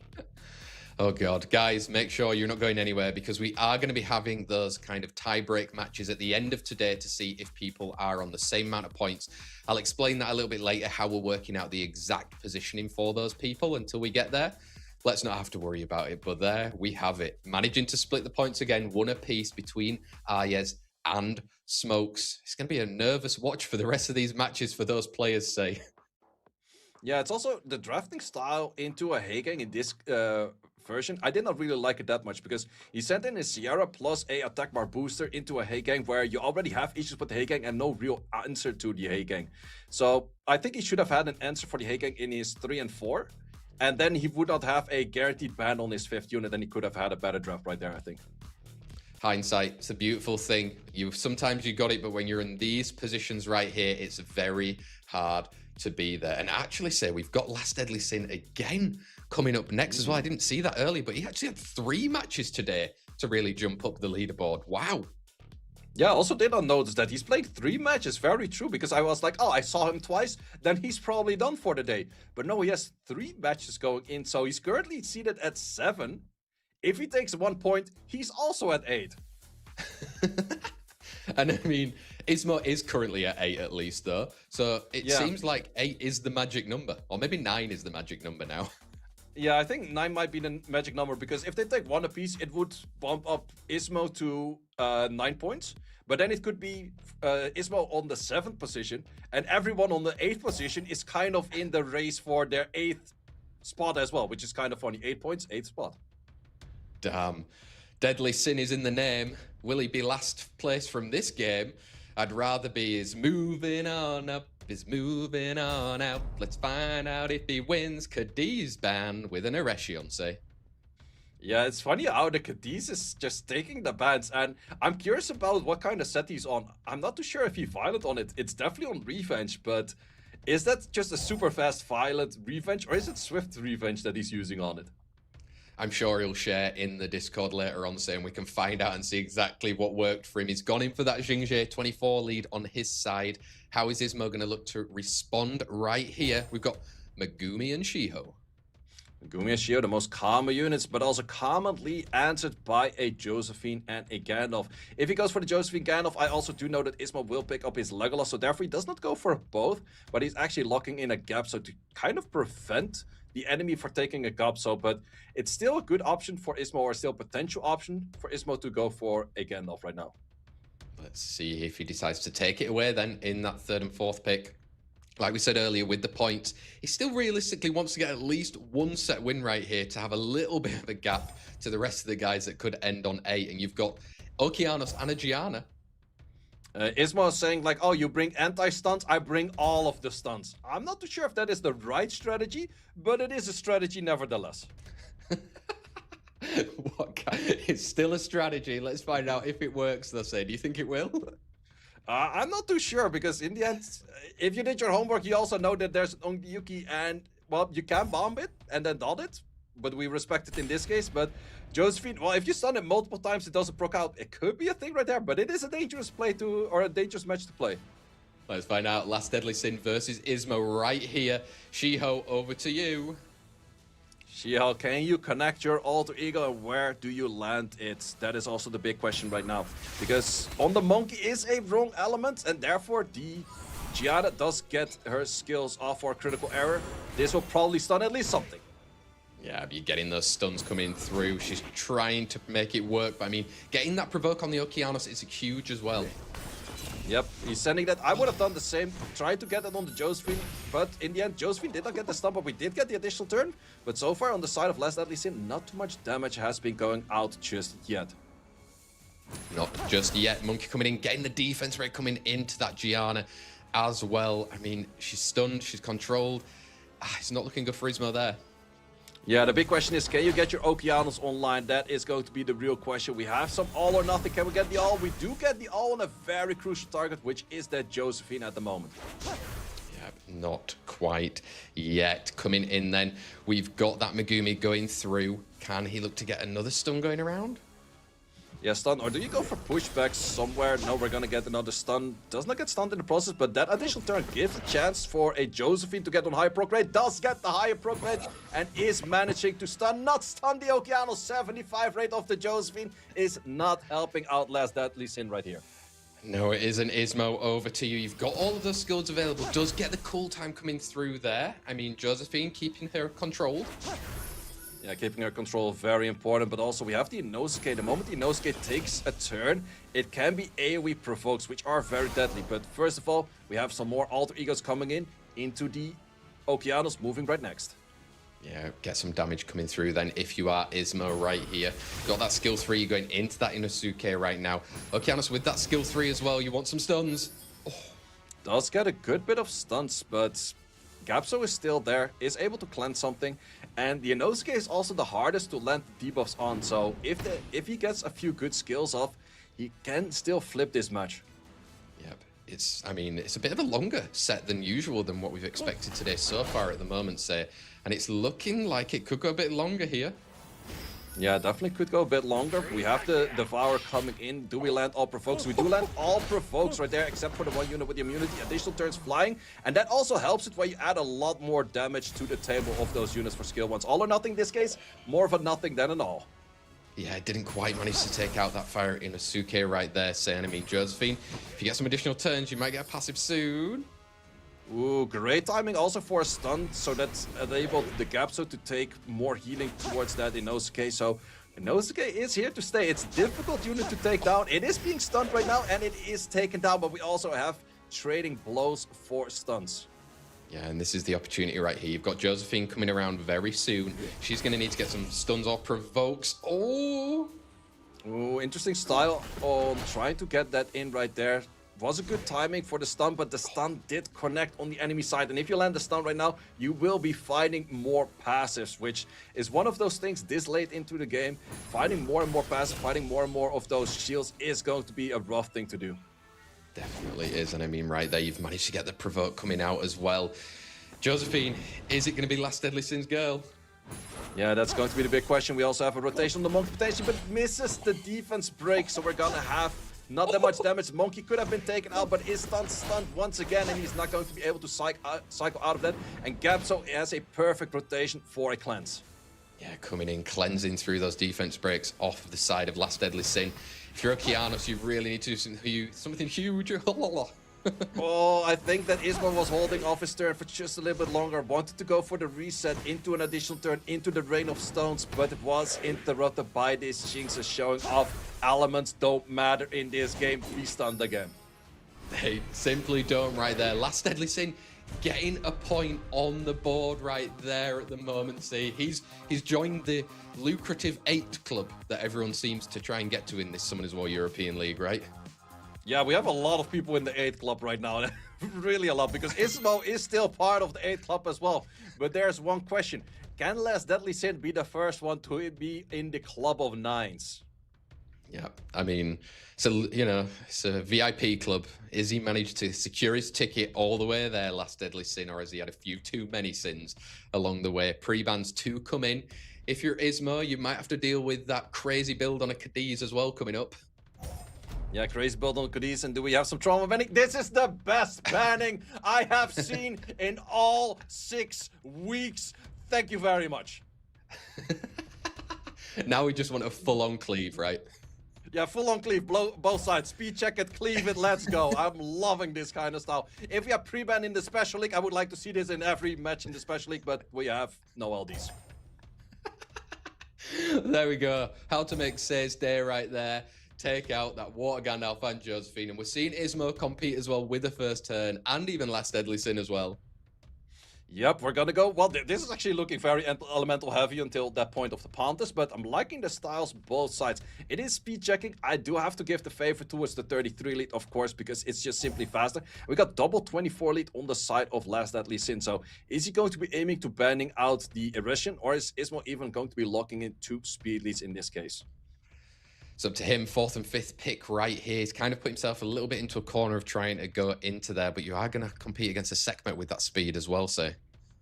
Yeah, it's one of those matchups. If I'm looking at the left, I feel like a Douglas could almost solo everything outside of the invisibility, and a Juno could kind of do the same thing. But it's one of those tricky things. Do you want to try to send that out in this matchup? Chaup is also a good option to do that.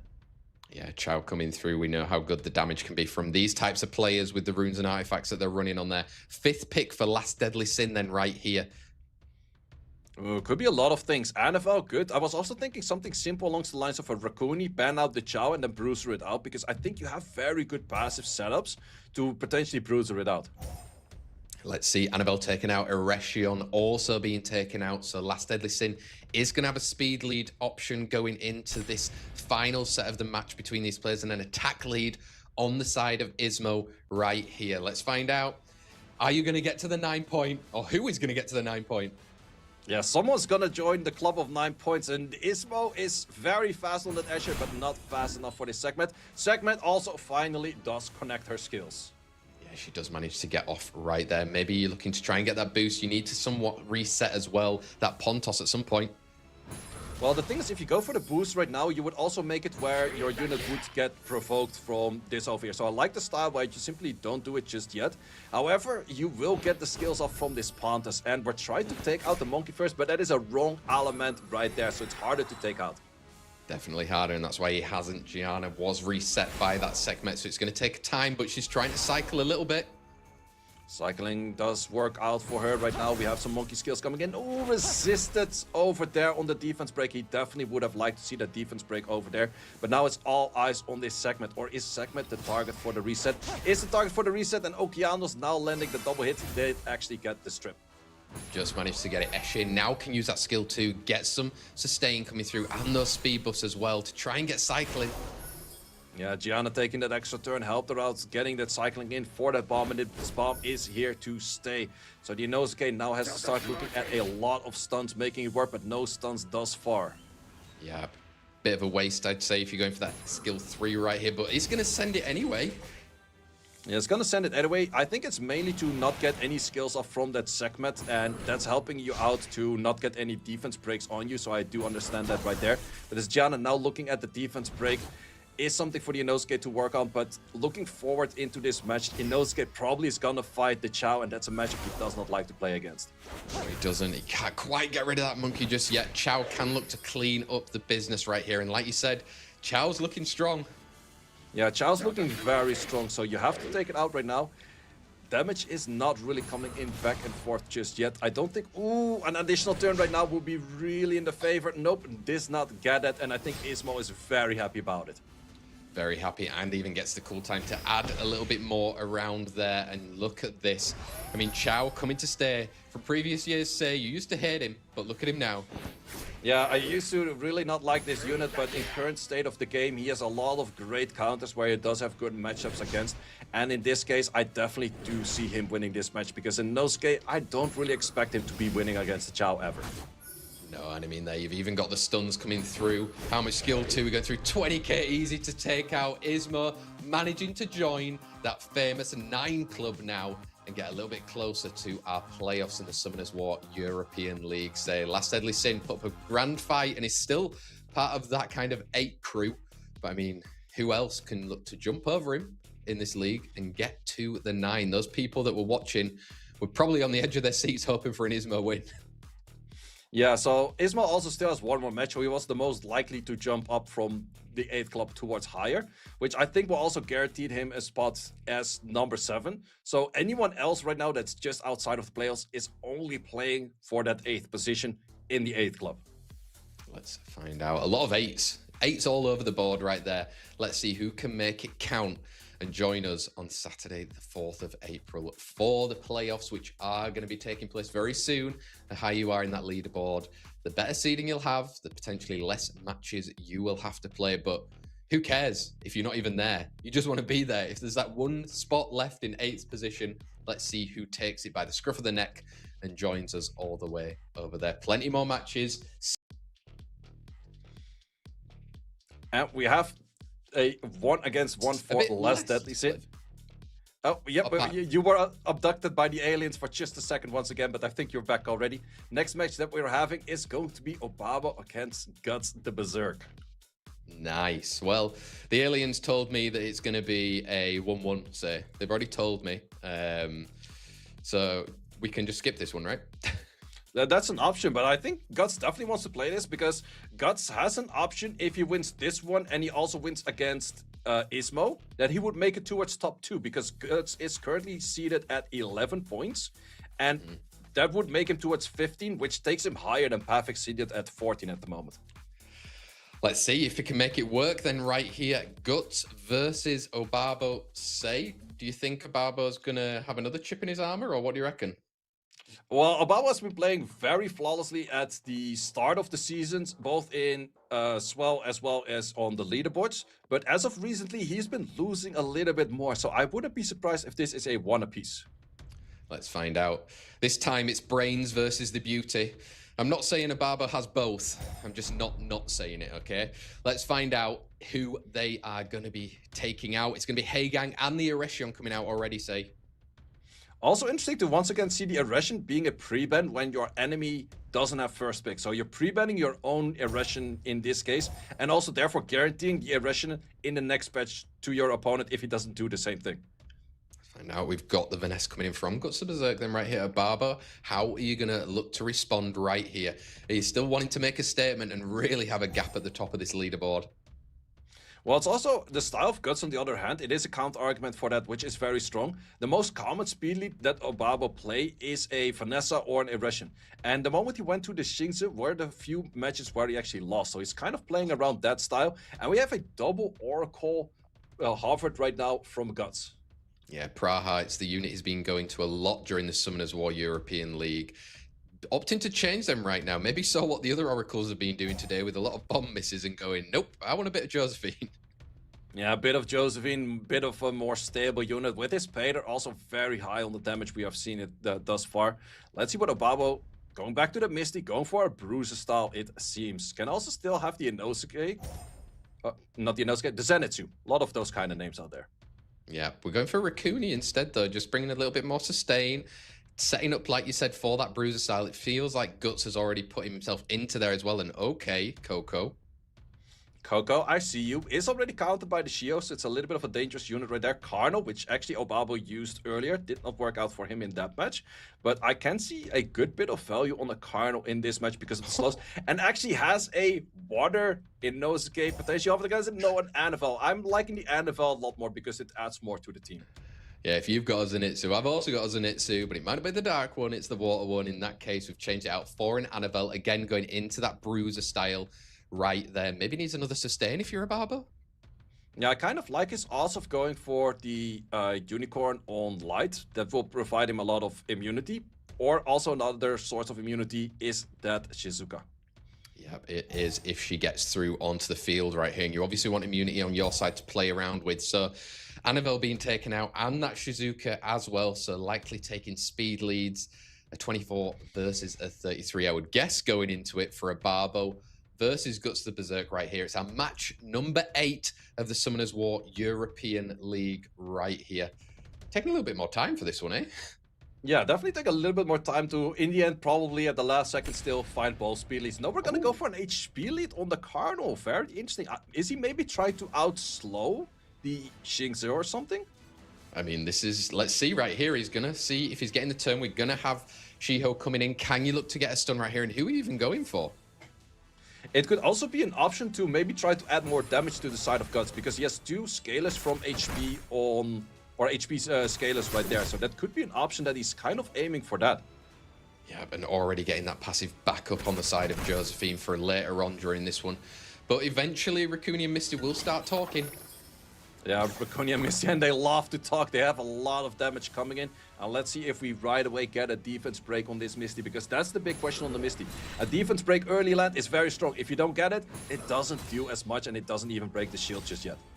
No, you got it on from that monkey right there. But look at this. We're getting the immunity back up. You even get a provoke on that one Shiho as well. Yep, we get the one provoke, and also this is the time you can start landing AoE slows. AoE slows is what we're looking for, and we get it almost across the board. Yeah, we do. Raccoon having a little bit to say, though, managing to kind of stain through a little bit. Misty come back online, but he's controlling that Shiho well. Yeah, he's controlling very well. So also we get defense break coming in. Defense break, but once again, this Misty is so hard on the counts. But this Pater, it is HP on the lead. That is a lot of damage. Not taking out just yet, but this Carno will definitely take it out on that death break. There you go. Bye-bye, Misty. So the longer this game goes on, the worse it is now for Obabo. That monkey needs to get online and start doing some real action. Yeah, you need a lot of action, but that is a stun, and that's not really the action that you're looking for, because that just provides more passive towards the Josephine and get a stun of its own. Yeah, look at this end of the season, changing things up right here. GutsTheBerserk wants those points to get higher. But is this the opportunity? Give it to Monkey? Yeah, it's the opportunity. You also could give it to yourself. You could get stunned in the process, but now it's going to give it to the Monkey. Are we going to go for all or nothing? Does get the all or nothing on the cycle of the Josephine not having a passive, and that's what you would like to see. Yeah, right there. You can look to try and clean up this Vanessa. And now you're going into a skill 3 as well. This could be a little opportunity for Obabo. Yeah, the damage is coming in there, and the Raccoon is doing a lot of work keeping those monkeys not being stunned. But Carno has something to say about it. Provokes not connecting. Not connecting right there. Just putting some more damage then into that Josephine. Don't land a defense break either. Yeah, no defense breaks coming in. Also, if you stun it right now, was actually a good rotation for the Raccoon not to take it just yet. And Josephine is back on passives. Oh, look at all these stuns as well. Getting the healing down so the Shiho can't take a turn. And Carno's coming. Carno's coming. Skill 3. Are you going to send it? Does send the skill 3 right now. Slows is what we're looking for. Slows is not that many that we do get just now. No, but transforming, getting into that beast form, you've got that immunity up as well. Do you need to, again, send it into the monkey? I think if you send it into the monkey, I'm not sure on the cooldown for the alter ego. I think you're still 1 turn away from it. So I think placing it on self helps a little bit more. You have the alter ego. That can take it out. You have to strip the shield early. Does strip the shield in the later hit, but still takes it out because of 6 hits. Does manage to take it out right there. You're still hitting up against these tanky units in the form of the Carno and the Pater. But at least, maybe you can go through with this. Oh. Ooh, that's a lot of damage coming in, and Carno's moving right after, so Carno can potentially take this out. I was gonna say that he's actually lapping his enemy very fast because of the speed lead versus the HP lead. But because of that, the damage output is also super high. But we got a stun from this monkey, and we're trading stuns back and forth. Trading stuns, you've landed a defense break right there. I mean, do you have to send a stun? You have to send the stun, does get the stun, but does get stunned in the process. You have to get, even if you provoke right now, I think the other monkey simply laps you because of the speed difference. Is going to try to actually get that for a fight later on. And we're going to have another set of alter ego coming in. And I don't think that Carno has a chance to win this from this point on. Yeah, monkey's too strong right there. Even that death break coming in right now. And I mean, Carno's trying, but against that invincibility. Yeah, Carno's trying real hard, but also this Shinxa was looking at some Elemental King passive right there, because early on the Vanessa was able to land a lot of those hits, but also later on the Carno still able to land a lot of those hits. So there we have it. It's still only Rexaz and Scribble that have taken a set win against Obabo currently in our Summoners War European League. Otherwise, I would be saying he's 100%, but he's not. Let's find out. Can GutsTheBerserk look to reclaim a point then against Obabo? There was almost like a roller coaster of a match, say. Yeah, quite a roller coaster of the match, and also 2 pivotal units from that match, both being banned out. Vanessa being banned out, and the Pater being banned out, which does leave Obabo with a Erussian. However, Guts does probably know that that Erussian is on despair, and he does like himself some Hay-Gang. He does like some Hay-Gang. Let's find out GutsTheBerserk then. Is he going to trade and steal some monkey business then to try and respond with this Erussian? Ooh, we're gonna pair that up with an Ashes. Not the most common of combos out there. Mostly is paired up with the other monkey, the Shiho plus the Shinsu. Let's see if he actually would like to lock that in, or does he rather go for steal? Nope, he's listening right here, and he does already have in mind to go for that Hey Gang. Hairgang out on the field. That passive can do wonders if you've got somewhere on the field as well to help with some immunity going through. Obabo right here. I mean, is he going to try and lock in some sort of this Escher action going through, or you take a monkey of your own? Nope, we're gonna play the anti-stun mechanics that he has. Zenitsu on Dark plus a Shizuka. So let's see what the answer is. Pretty quick answer. Guts was expecting those units, and we have a Praha plus a Velajul. Yeah, getting some healing in, getting some more immunity coming there. The partnership with Hairgang used to be a little holy trinity as well, not too many metas ago. Yep, Seimei very strong, making those 3-turn immunities to just a 1-turn very crucial unit here on the field. But let's see if he has enough damage output, because the Zenitsu is now good for damage. But what is your 5th pick? You still need a little bit of a damage unit in that 5th. Yeah, who's sniping? Oh, he's coming back to the Misty then. It kind of got taken out by that Parter in the last round, but he doesn't have to deal with him in this set. Yep, and that is also a free, full, non-fire team. So Athna really likes to fight against those kind of teams. So liking the Athna pick right here, but the ban, there's a lot of good bans on both sides. Yeah, there's so many bans. Are you going to ban against an Etna knowing that it's your normal playstyle right there? Seimei feels like a good ban as well. Yeah, I definitely would be aiming towards Seimei and Athna. Those are exactly leaving the field. But now you have to fight the Zenitsu against the Velajul plus Heigan combo. Let's find out. Are we going to be going for speed leads, or have we got something else cooking right here, do you reckon, say? I think we're going speed leads because sure you could go for resistance lead or something like that, but I think that the units of Obabo are too much on despair to care about the resistance lead. Let's find out. Obabo versus GutsTheBerserk. We are taking a 33 versus a 24 speed lead then into our match number 8 of the Summoners War European League. Obabo, can you round it off for yourself? Yep, first turn is gonna go towards Obabo, which is going to be a few awkward turns right now. Doesn't go for any skills, is waiting for the Velajul to first do the skills, but also in this case is actually fully outspeeding Guts on every skill or every unit outside of the Misty, so taking a lot of awkward turns right now. He is, and even if he puts up some immunity, there's 2 strippers on the side of Guts that can come through right here. I mean, is it worth even sending at least one? I think it is okay to send the S2 simply for just the glancing, and you still have the backup strip for the Praha coming in later, so I think it is definitely fine to go for it. And it's actually going to go for Daydream.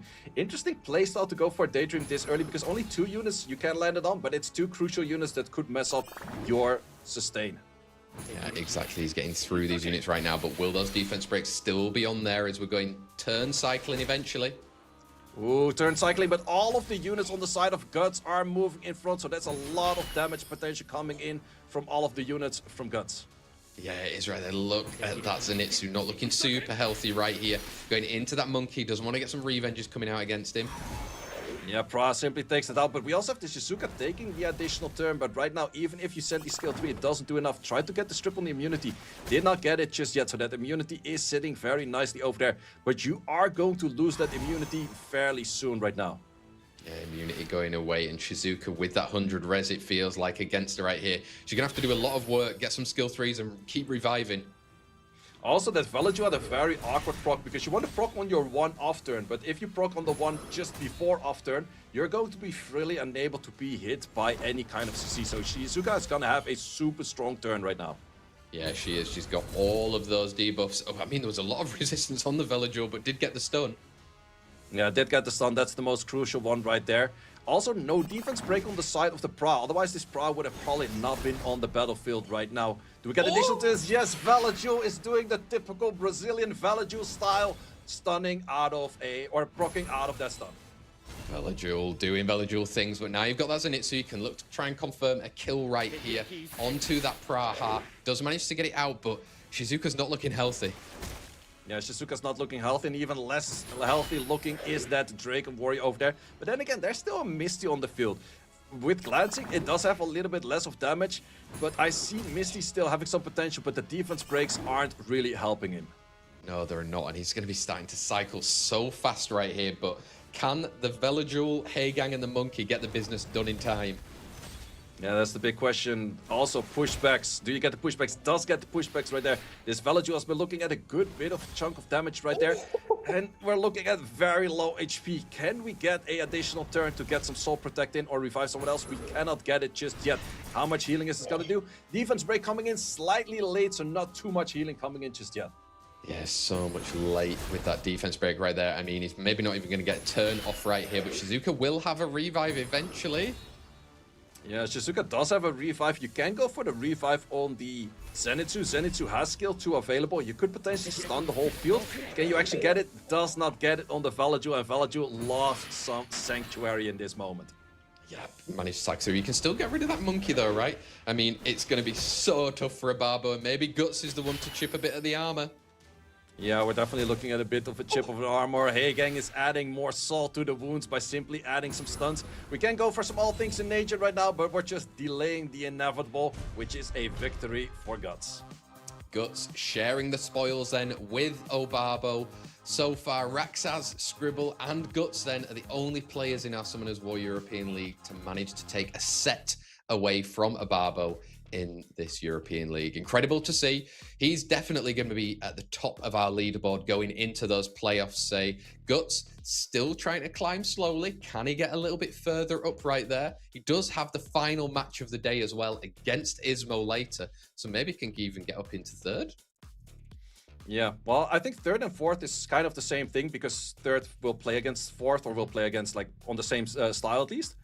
However, if you can make it to top 2, then you skip another match, which is always very preferable, because in the end, we all know what can happen in this game. I have no idea what you're talking about, so like, no one in chat has any clue of what you're talking about. It's all fine. But yeah, we've currently gone through 8 matches so far today, and we've still got the final 3, and maybe we might have some more tiebreaker matches after that as well, but we'll keep you updated exactly what's going to be taking place as we go on. 3 more matches to go, say. Scribble, Rexaz, Aryes, Malignant, Guts, and Ismo. The 8-point club is looming. The 9-point club is closing its door. Who's going to jump on board? Yeah, it's going to be a difficult one. Also, once again, going back to week 4, where we had a lot of draws. Here, same thing. A lot of draws going back and forth. So if we keep on that train, I think, well, everyone moves up in the same style of the leaderboards as we have right now. Exactly. Hopefully during our next little break, we'll get a little update on the table as well, so we really know how it's going to be shaping up for our final 3 matches of the day, and we'll keep you very much up to date as much as possible, since we want to know exactly how it's going to end for today. Say 3 more matches to go. 3 more. I mean, 2-0s, 1-1s. What do you reckon? A lot of options right there, but everyone wants to go for the point wins, because in the end, anything can still happen to make people off on joining the 8th club, or getting, like, extending out of the 8th club. We'll see you.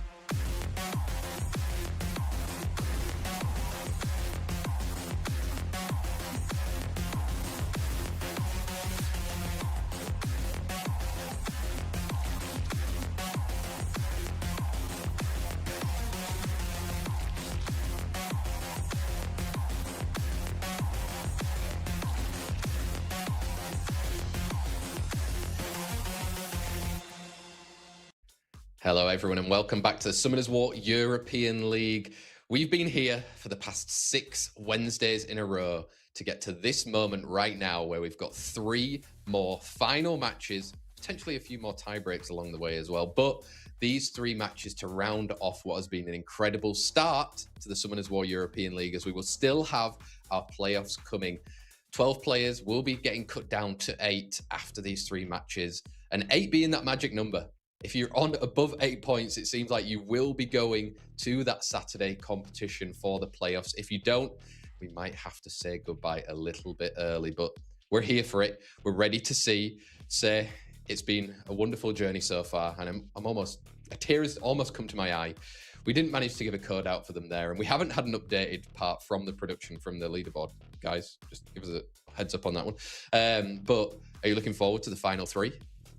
Yeah, it's definitely all up for grabs still, because I think everyone can kind of still make it. I'm not sure about Aryes, but Malignant and Aryes, I think both of them could still end up at 8 points, which is joining the club of 8. But then again, also the big question, Scribble, are you going to be already extending the club of 8 to a club of 9s? Because that would also make it for Aryes, Malignant, that it does not really matter anymore.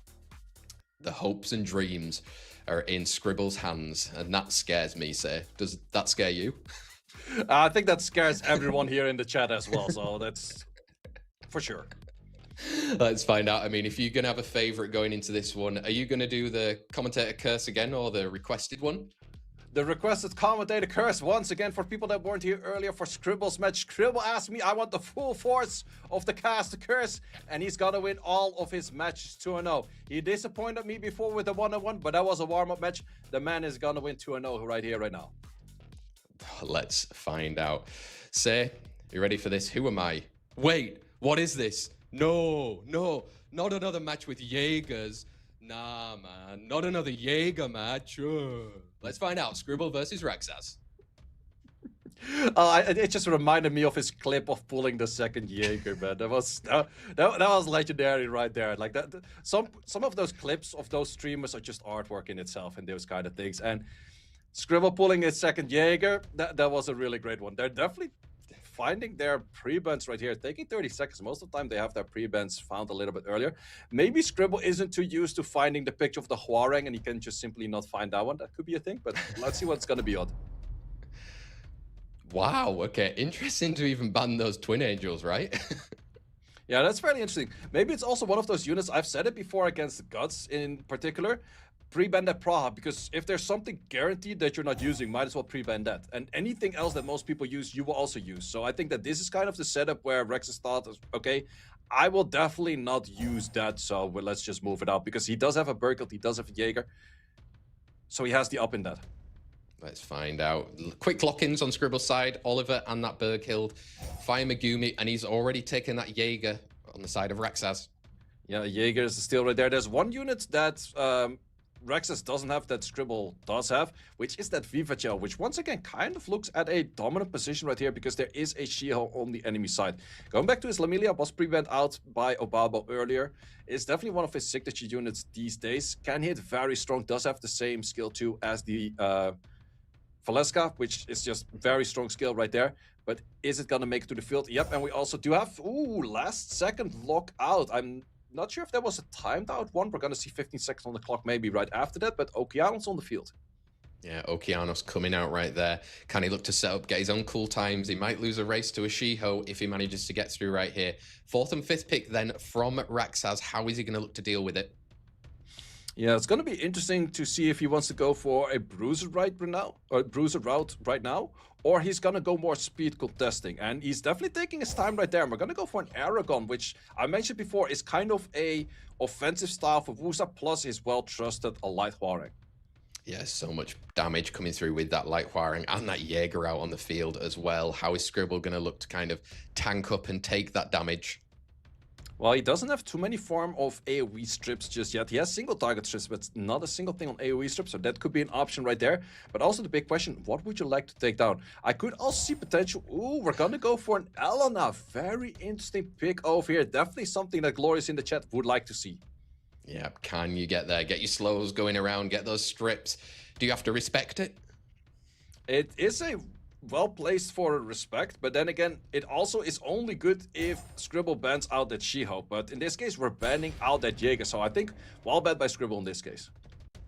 Let's find out. Speed leads 28 versus a 33 then between Scribble and Rexaz. This is it to get into that 9-point club. Let's see if he can get there. Yeah, we first have She-Ho taking the turn. Can we connect the stuns? We do connect a lot of resistance, but also a lot of stuns flying in. A lot of stuns and a lot of health going down on that Okeanos as well. And resisted from that Berghild. Oh, resistance over there gets the additional turn. Does make it work on the additional turn, but I think in the process we're also gonna see this Oliver being stunned. Oliver is also looking at a stun. Amelia, skill 3 only has one target to land it on, but it is a crucial target to not get immunity up in later rotations. Yeah, you're going to prevent that a little bit longer right here. Huarang can start getting some damage, and wow, Okeanos is really going down. Yeah, that's going down, and that skill 2 is something you do not like to see. Most of these units on the high ranking are on crit rate for the Megumi, so they will take a lot of damage the moment they hit on the defense break. They are. He's still going into that Aragorn right now. Megumi's just going to get turns, and look, you've confirmed the kill from She-Ho. Girl right there is very important. Oliver does have maybe something to say about it. It's maybe a resistance. Oliver was resisting a few of those pushbacks right there. But once again, this Megumi is taking all of the additional turns, and there's nothing more that you hate to see than a Megumi taking an additional turn on every turn. Yeah, we're chipping through those different turns as well right now, and Aragorn doesn't manage to get a turn, so there's no immunity coming up quite as yet. There is a unit down, so maybe this Lamelia can do something soon. Yeah, if she can get the skills off, but the big issue is we have some more skill 3 coming in, and this might be a high accuracy She-Ho. So can you land this on this Lamelia? Yep, we get 4 stuns in a row. This thing is the best stunner I've seen in my life. Yeah, he's getting a lot of it going through right there. You get that resistance is not going to be then the invincibility taken off, and you're controlling the rest, but Megumi is just eating this up. Yeah, Megumi is just eating this up. He was really hoping for this also resistant over there for this Lamelia to take additional turns, but the Oliver took it, unfortunately. And then it's just simply a match where it takes too long for your units to get alive. This Megumi is double turning every turn right there, which is also not helping out for any damage output on the side of Scribble. It isn't. I mean, as long as Lamelia is still up, maybe there's a little chance for him right there, but it's going to be very tough for it to work out. Yeah, it's going to be super tough. Tried to stun it right there, did not get it. All or nothing. Once again, connects the all. And once again, this is going to be over, and that is a point on the board for Rexaz. Rexaz then jumping with a little point right now against Scribble Bibble. Let's find out. Scribble still really needs that one extra point to make his way through to those playoffs right here. It's all or nothing. Also, in current position, Rexaz is showing as league rank 4, which does bring him 1 match less in the playoffs potentially. However, maybe Guts does have something to say about that later.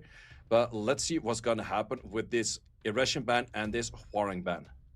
Yeah, gatekeeping the way to those playoffs right now is Rexaz. Can he prevent Scribble from coming through like Huarang? The Irration being taken out. Scribble has that first pick again, locking in an Oliver. Once again, locking in Oliver did not do all too much in the previous round. Same for the Okeanos, was leaving the battlefield pretty fast.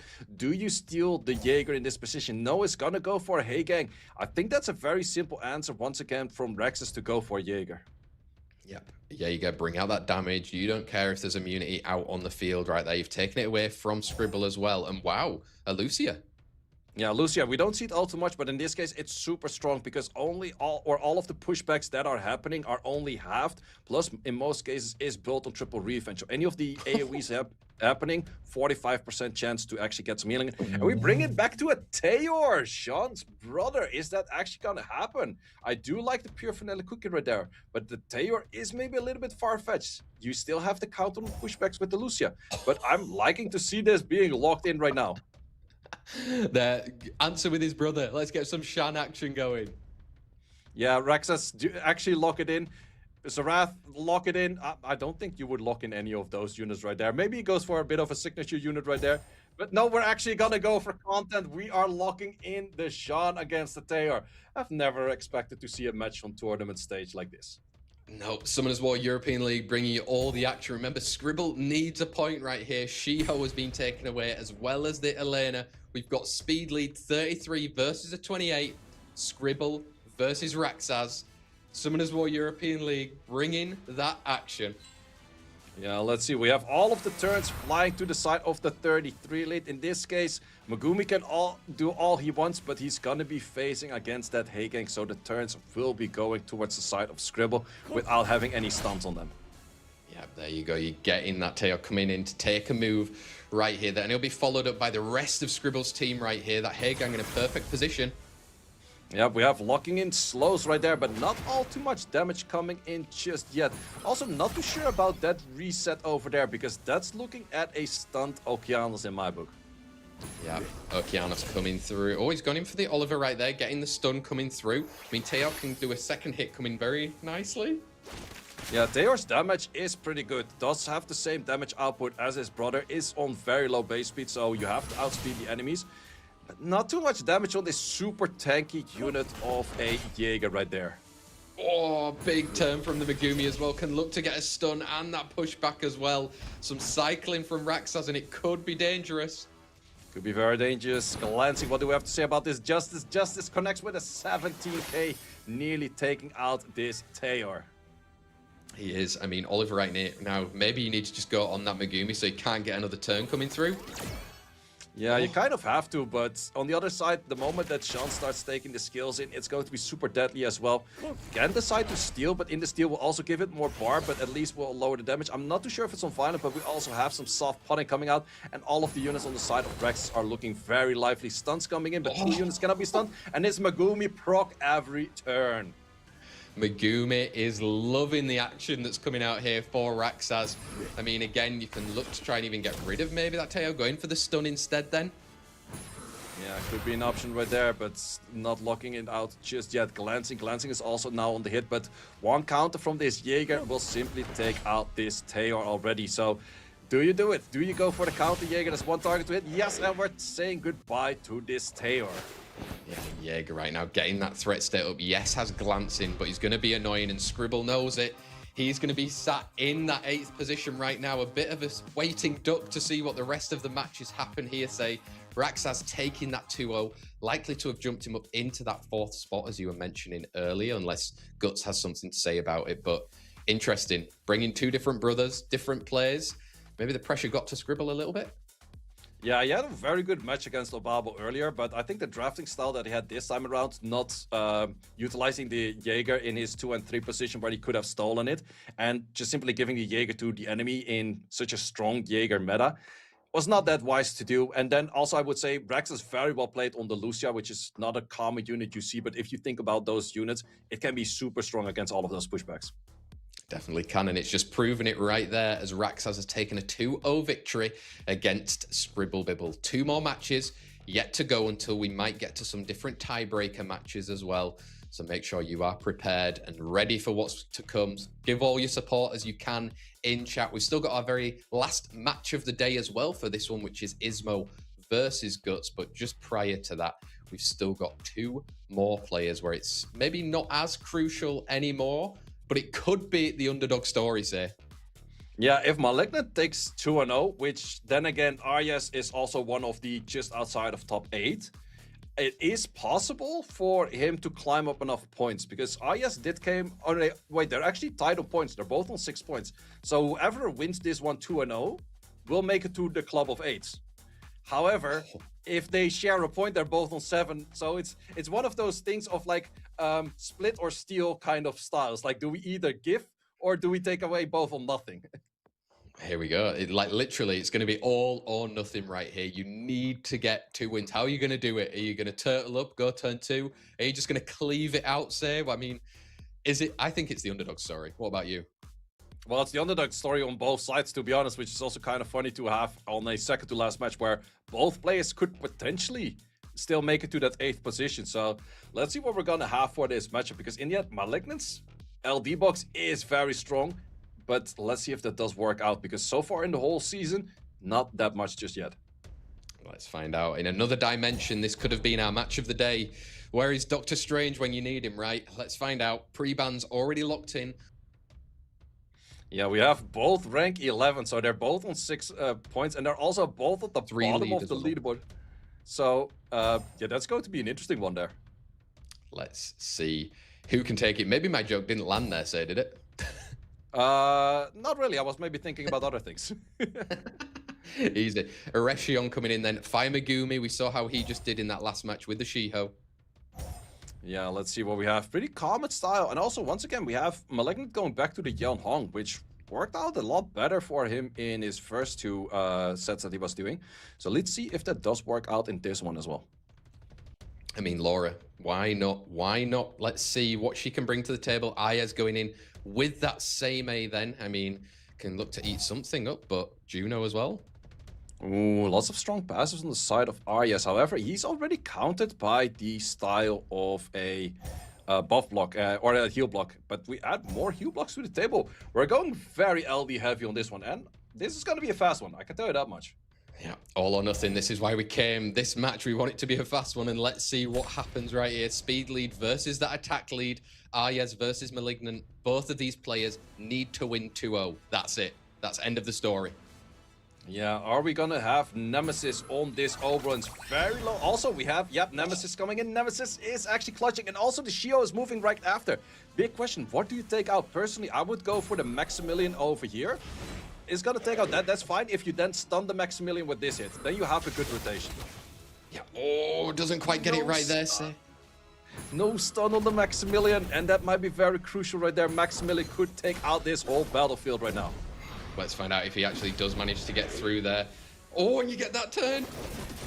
Oh, yep, we take it out. And it's gonna be same against the world, but same against the world is not that great. You definitely have to go for the protection on the Shiho. You want to keep your Shiho alive. But there's heal block on 2 units. Skill 1 from the Maximilian is heal block, but also skill 2 from the Drake Warrior is heal block.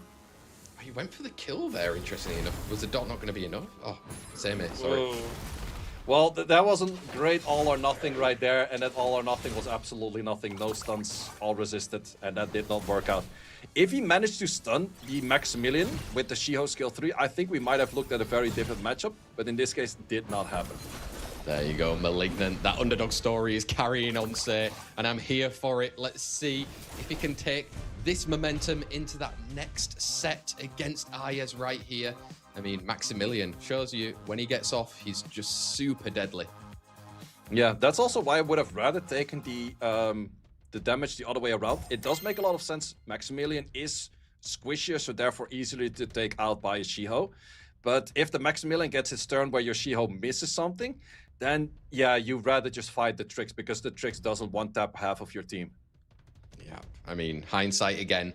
We're in it for the game right now. Malignant, you need that second set. If you're Aryes, you can spoil Malignant's day right here if it's not already been spoiled from the previous weeks, to be honest. Yeah, let's see. And also, it is a potential to make it in. So him winning this match right now does still not make it a guarantee that he's in, because then it's still looking at the tiebreakers. Who else is going to climb out of that club of 8? So let's see what's going to happen on this first pick. Do we go Irishan? We go Oliver when the Irishan is available. Yeah, so stealing it on the side of Malignant again. So partnering up with the Yonhong instead right there can bring a Laura later on. But Aryes, again, going back to an older meta. Yeah, going back to the older meta with the Heigang and the Marsha. But once again, Malignant can go to a Laura. Laura is a bit countered by that Heigang, but it's still an overall strong unit with his great runes and artifacts to just simply do half HP on a skill 3. Oh, we've got some content there. Yeah, it's a dangerous play to go for. It does do a lot of damage with the Greg and the Han. I'm not too sure if his Greg was on Swift or Violent. We haven't seen it in quite a bit. He could be switching that around. But on the other side, also content right there with the Dark Demon and an Athena. Yes, pacing it out. Kind of got a bit of both worlds in that draft for Aryes right here. Malignant, follow through. Come on, cleave it. Yeah. That's one way to take down a Beelzebub. It's my favorite unit for arena offense. I haven't seen that in a very long time in RTA. Against the Beelzebub, it does make sense, but also you make your ban very difficult right now because it's all about the mind games. Yeah, mind games coming in, but that's what we're here for. That's what we're here for in the Summoners War European League. Let's find out. Will you get the content? Oh, Grogan is taking out Etna as well. So we've got a 33 speed lead on both sides right here between Aryes and Malignant. He needs that second point.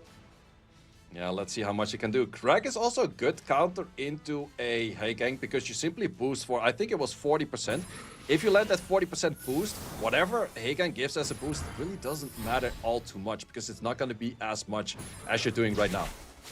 Oh, you managed to dismount as well right there. You can just maybe go in with a skill 1 around. Oh, he's going for it. He's going to go for it simply because he had too much boost coming in. You also see the attack bar on the enemy side. It's not all too much. You have to be careful with taking out the Demon Lest. That's what you would like to do.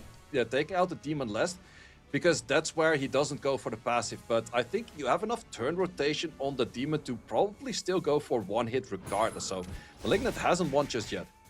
No, he hasn't won just yet. And now it's up to you here, gang. Are we going to see a lot of stuns?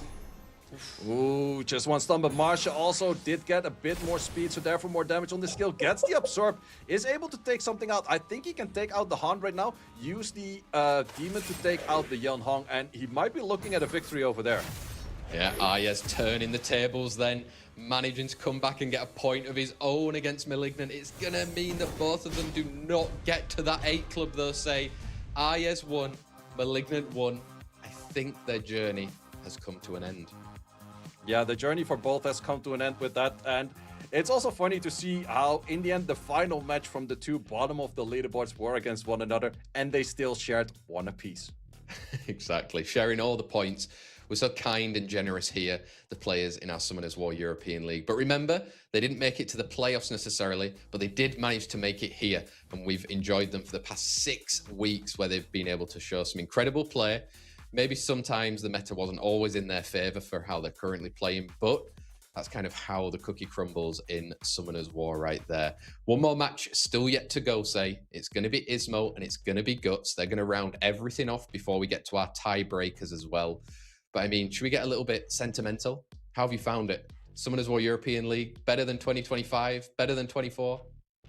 Well, the meta is definitely very different, where I would say currently it's mostly, well, we can see that in the hallways that we talk to one another, and maybe not the most enjoyable metas, but the style of the format, I always really do like this style with best of 2s and just getting all of those matches in, getting all of the players in. I've seen some people qualified that maybe aren't the highest on the leaderboards, and also surprise us, especially with Aryes at the start, having that El Sharian just one-shot a Sonya and those kind of things. So it's always good to see a little bit of new faces in there. But then again, it's also the old veterans that we mostly do see at the top, the Obabos, Pavix, Rexaz, all of those players. So once again, I think it's been a good year, but we're definitely not done just yet. We got one more match, and then we're gonna go into the playoffs next week. Exactly, Guts and Ismo. I mean, here we are, we're rounding it off. 2 players that have been at our SWC finals before many a time. Guts last year getting all the way through to those semi-finals. Ismo's been around, done it at pretty much every location possible. Who are you favouring on this one? I would have to give a slight favor towards Ismo. Yes, definitely a stronger LD box for the current meta, and is also way higher on the current leaderboards than Guts is. But then again, Guts is one of those players, he's cooking. But is he cooking something good, or is he cooking something terrible? You never know. Let's find out. It takes Guts to face Ismo. It takes utterly everything else to beat him. Has he got it in his locker right here? And where will this finish for our final leaderboard after the last match of our Summoners War European League regular season? You take your time, boys, on those pre-bans. Also, by looking at the league ranking, Guts is already guaranteed on a 5th position, could potentially make it to the 4th position or even 2nd position, I think. And I think Ismo's guaranteed just being on the 7th, and he could make it all the way up to 5, but he cannot go higher than 5. So there's for Ismo nothing really to lose, and there's for Guts something to gain. Yeah, all to gain, all to lose. Erechion coming out. We've had that pre-ban with a Josephine out and a Parter as well. Yeah, I'm liking those. The moment I see Josephine in the pre-ban, I just get happy. It's just one of those things like, at least we don't have to deal with that one proccing out on everything. Oh, God. I mean, it was half of the combo, right? Maybe a Water Gandalf we can play as well, say? Yeah, we could still play it, but it's like half of the combo isn't as strong. So that's definitely one of those things. I like to see a Josephine just simply not being on the field. But that also does open up Guts for going some double oracles right there. Double Oracle action. That Praha he always kind of flirts around with. Is it going to be in the draft? He has gone for the double Oracles there. So Ismo probably needs a speed lead of his own. Yeah, speed lead of his own. Oliver, great take right there. It's not counted by any fire unit just yet. Also, Guts is locking in 3 debuff remove or buff removers from the enemy team, 3 strippers on the first 3 picks. You don't see that all too common, but let's see what he has going on with that. And that is a very strong speed lead right there. Ismo is looking towards a Triton in his 5th pick. I know this comp, I've played it myself. It's really strong if you land everything, but that is definitely something he's looking forward to. However, he doesn't have any form of strips just yet. So where we have 3 strips on one side, we have 0 strips just yet on the side of Ismo. So Triton, Megumi, Bunsa, any kind of strip he's fighting for. But I think you needed a strip in your slot 4 as well. Otherwise, this one is going to get banned out. Yeah, I think it's a good signal, and he knows that this 5th pick is going to get banned right here. Does Guts have enough to kind of tank through it and then get a Daniel action off? Let's find out. Megumi is being banned along with that Aryes as well. So he's going to have speed leads going in, but like you said, no strips against a HP lead. It's our last match of the regular season in the Summoners War European League. Guts versus Ismo. Yep, and we're taking a lot more bar than the enemy. You have 2 single target strips, but the 1 single target strip, the Okeanos is moving after the Maximilian. That's something you absolutely don't want to see, because Maximilian likes to absorb attack bar and take more attack bar for a second round, but that is not gonna happen just yet. Definitely isn't. I mean, you've got this strip option right here, like you said, to the Okeanos with that skill 2. Does manage to get it at least on the heal and a nice little additional turn, get some stuns. Nice additional turns and some stuns, so it's probably Carnal and the Daniel against the world. But we have seen this Daniel, if he takes turns at the right moment, do a lot of work. And that is the absolute best moment for him to take a turn. However, there's some additional turn right there. Pra not out just yet, but doesn't have any skills. That was huge that he used it on the Okeanos. Carnal, can you get some stuns of your own? Few stuns, good bit of slows, but pushbacks coming in right now. Do we get more stuns? We do get more stuns, and the only one non-stunned is the 1 unit taken out, and this was simply very well drafted by Guts, and also a bit of a mistake in draft by Ismo for not locking in an AoE combo without 2 AoE strips. Yeah, not bringing the strippers along right there, and Daniel and Praha and Carlo can just clean up the action right here, control through, even get some healing, and I mean, it just shows if you've turtled up and you don't have those strips, it's so hard. Yeah, it's very hard, and also taking out the 2 units that provided the strip but not necessarily the damage. Damage was going to come from the Daniel for sure, Carnal a bit. So leaving those 2 units in to not take those down just yet makes it where you're just simply not taking over that match. He didn't. Guts taking that 1 point, then maybe jumping him up into that 4th position like you were saying right there before, say. Or can Ismo look to, again, get a little bit of a gap to those 8 club as well? Pre-bans last time were the Parter and that Josephine. I mean, maybe you won't have your dream again then. Yeah, I don't think so, but Guts is already at 3rd position, so this already gives him a round of a bye. I think if he wins this one, he might be tied together with Pavix, so curious to see if that is gonna happen right there. But what do we have for bans? We have a Haken ban and a Russian ban. They are being banned out. Ismo has that 1st pick, but with the Aryes taken out right there, who is he going to look to kind of pair it up with? Is he taking his own speed lead? Are we going to see some monkey action? A Vanessa? We know he's got the Yonhong in the back pocket as well. Jinx is what we're taking out, and on the other side, Guts, don't do this to me. Do not do this to me. Guts, it's the final match of the whole league. Do not do this to me. Take them away, keep them hidden. Keep that hidden. No one is liking to look at that. Good. It's not there. I'm liking this. Okay. No. Guts. For real. Yes, Ismo, yes, Ismo. Go for it. Lock it in, please. I want to see this. Nuke them. These guys are messing with me, man. He's gonna Legolas this. Stop playing with Say, guys. You can't handle all of this action right here in the very last match. We've got Bulwark coming out. We've got the Legolas. Okay, this could be a bit of a frenzy.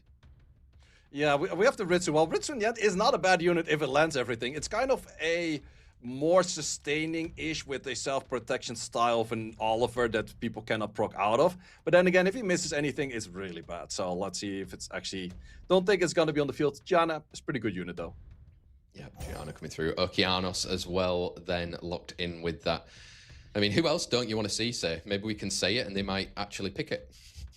I think that those are the most common two that I just don't like to see. Anything else, Megumi, Shinxes, and those kind of things, I'm not too bad against. There's maybe a few other players that really would not like to see the Megumi, especially after playing against Rexaz Megumi that do turn every turn. But then again, let's see what we have here on the match.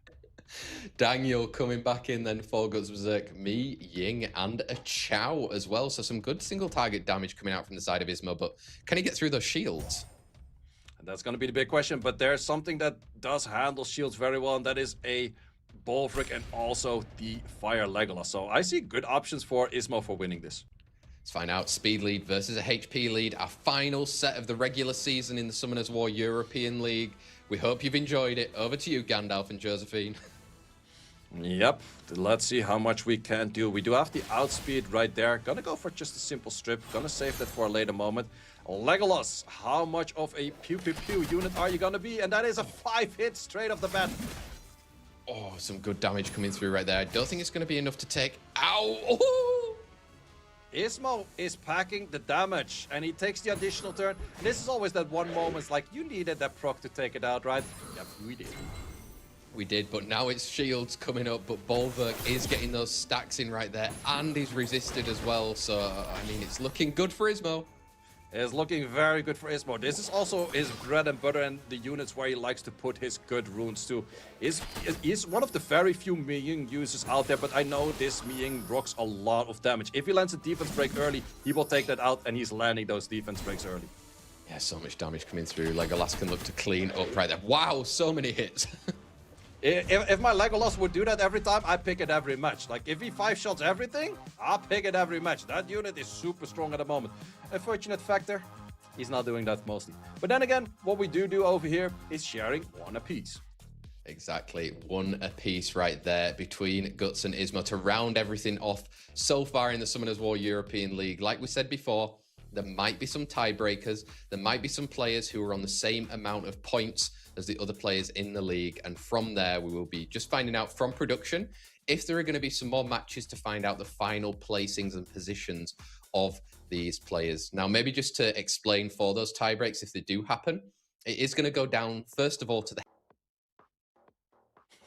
It's gonna go down to Sam just the moment we needed him the most to explain the thing that I did not want to explain, he just leaves it. You're back already. Perfect timing. Oh, good. I'll explain it the second time. All right. The person in this room just loved what I said anyway. They gave me a little round of applause.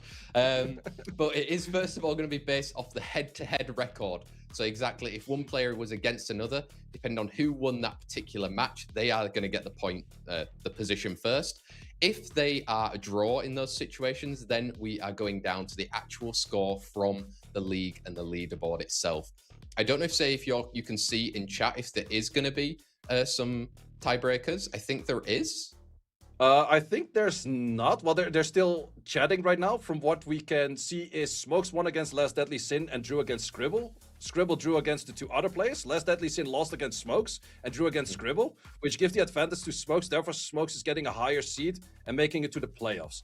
And no tiebreakers. That is pretty much what we read over here. Nice. No tiebreakers, guys. We've settled it all. I'm sure that means that we'll see the final leaderboard as well, and you'll be able to work out exactly what the path is going to be during those playoffs as well. Hopefully we see that asset as well, actually, along the way. And actually quite a good thing that I cut out during explaining the tiebreaks, right? Yeah, in the end, it did not matter. But yeah, Smokes is making it through, and it also does mean that Scribble is not making it. So he was in the club of 8s, but not a high club of 8s kind of thing. Damn.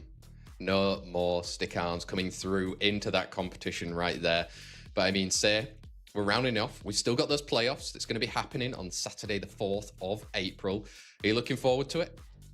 Yeah, absolutely looking forward to it. They will show the rankings soon as well, so they will go for showing the rankings. What we're not showing is you just zoning out once again. You're back. We also have some more potential tiebreakers or things going on for higher seeds.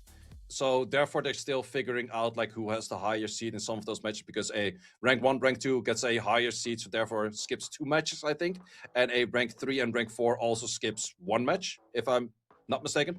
But we will see that all in a second, and I think we also see the full bracket. Also, what's there to come next week on the Wednesday, we're not going to be here for the Summoners War European League for the tournament itself, but we're going to be there for the pre-show, which is also going to be on the same channels that you're watching right now. So it's going to be on the European YouTube channel, on my channel, Seishizo, for the Twitch channel. And that is going to be a pre-show, 6 p.m. Me and Sam will be there, and also followed by 2 special guests. So we're going to have a lot of fun with that kind of stuff. Oh, yes, we will. And there we've got confirmation of the results, which happened today. A lot of draws, a couple of 2-0s, but not quite the 2-0s that some of those people needed to get all the way to the top of that leaderboard. We're getting a lot of information, folks, on our side just to see and explain exactly where the positions are ending up right here. But hopefully we'll see that leaderboard as well, and then we can really work things out, right, sir? Yep, it's currently looking at... well, they're just gonna show it in the leaderboards in just a second. But once again, it's about like who played against who had to draw against who. And then after that, it's like, okay, did you win against that opponent? So therefore, you have the upper hand on that. And that's pretty much all of those things that have for having no tiebreakers, but just being on the same points, but still ahead of someone else. And leaderboards are going to be popping up in just a second. Ooh, oh, there we go. Obabo and Pafix in 1 and 2. Obabo, Pafix in 1 and 2, Tito and Guts in 13 over there. Rexaz just... That is exactly what we mean with the... he's also on 13, but he lost against one of the 2 players or anything along those lines, so therefore is on a 5th position right there. We have Smokes making it in on the 8th with... It's actually kind of funny to see all of the people that made it to 8 points also did it on a 1-6-4. That was the route to get to those 8 points, but it was how you got there. And unfortunately, from the head-to-heads, the players that you see in that top 8 did manage to get through. So we are going to be saying farewell to Malignant, Aryes, Last Deadly Sin, and Scribble. But we thank them for joining. They brought some incredible action. Scribble, always the content. Last Deadly Sin with some crazy plays with his nicks. Aryes with that El Sharion, and Malignant with as many LDs as I can possibly count, right? That and a good old Douglas. Like, don't count out the Douglas. I think half of his 7 points were from a Douglas.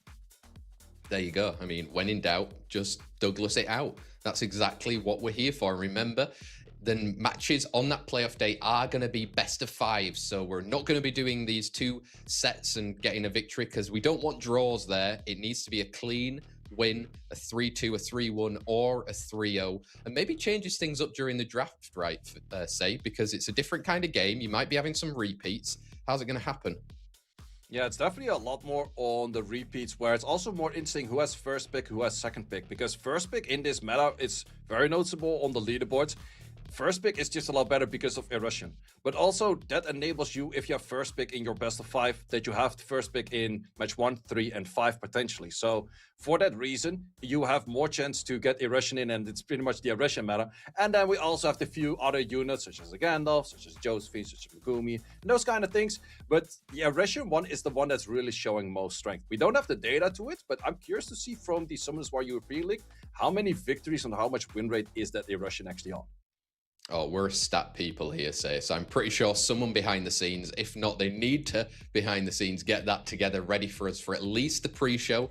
Like Say mentioned, pre-show next Wednesday at 6 o'clock this time. It's not going to be at the normal 8, 6 o'clock on Say's Twitch channel, as well as the Comtours Summoners War Europe YouTube channel as well. Don't forget as well, I think it's this weekend, right, Say? Legend tournament as well. Yep. Yeah, Legend Tournament's coming. I think that is 9 a.m. European time or something along the lines, 9 a.m. European time. It will be streamed on the Comtours USA channel officially, but there's, of course, also going to be a bunch of viewer parties. Exactly. Call yourself out. Call your own channel out. Say, go watch Say because he's super interesting when he gets to that. And you can see the playoffs bracket right now. Tell me first thoughts. First thoughts, well, once again, I think it's a repeat of previous iterations where we have Obabo Pafix at the top 2. So that is interesting to see right there. Also, Smokes Rexaz. We have a pretty German-heavy lineup for the position 5 to position 8, with Slappy being the outlier in there, and then also facing it off against the other region or like the other countries' players out there later on. At least Guts and Tito cannot match against one and only early. I think they're very happy about that. But yeah, let's see what's going to happen on these. I'm liking this bracket. Yeah, for sure. And I mean, it's all about momentum when it gets into these kind of competitions, especially when it's knockouts. If you can start that journey early, maybe you can catch people a little bit cold at the start. And I mean, look at that. First and second place skipped you a lot of matches prior to getting there. You get one win and you're already in the finals. Say, I mean, that's going to do your confidence a world of good. Maybe put you at relax and a bit more at ease. Yeah, for sure, because you can also see what other people are playing that you have to potentially play against later, which definitely always helps out a lot. Plus, it's going to be a long one for the Saturday, so definitely do mark it in your calendar. It is 8 best of 5s, if I just counted that correctly. So that's going to be a bit of a longer one than the 11 matches we had over here, because those were just best of 2s. Should we put like a gentleman rule on there, say that there's no water Gandalfs and Josephines for our sake, so we can keep our voices? Or what do we think of that? Chat, let us know. I think these guys are just playing for the prize pool and for the honor, so they will play towards the absolute best, and I would 100% agree with that. But if you can, just pre-ban it, I'm fine with that. Look at this. The last league day 26, 100k mana and 1 wind scroll right there. You can get yourself a wind Nabara, potentially, right, Say? It's actually a unit we haven't seen out too much. It's definitely a unit you see on the leaderboards a lot more, which also is kind of in the pile of disliked units. The pile that is ever growing right now until our next balance patch, right? Well, it's also at some point, it's just like, let's add another unit that counters the previous units that's just more of a mess than everything previously combined. So let's see if they kind of make it better at some point. That's what we're here for. We hope you enjoyed everything of the Summoners War European League regular season. Let us know in chat how you found it. Let us know if we see you at any of the events in the future in person, whether it's even on the socials, Instagrams, Discords, wherever it might be, because we always want to make these competitions better. And I think year on year so far, it's definitely been that, right? Say, I mean, we've seen good competitions. The format has slightly changed every year just to make sure that it's a little bit more exciting and engaging for everybody, especially even from the qualifiers, to get some new players in. We want to see new faces in this game wherever we can, as well as those old faces. But you're looking forward to at least next week. We've got a little bit of a break on that Wednesday to, chat everything, and then onto that Saturday. Yeah, very much looking forward to everything over there. Also want to thank all of you guys for watching, well, all of the leagues days thus far today, and also for the 2 coming streams that are coming. Guys, want to thank you all, and see you all later. Ciao, ciao.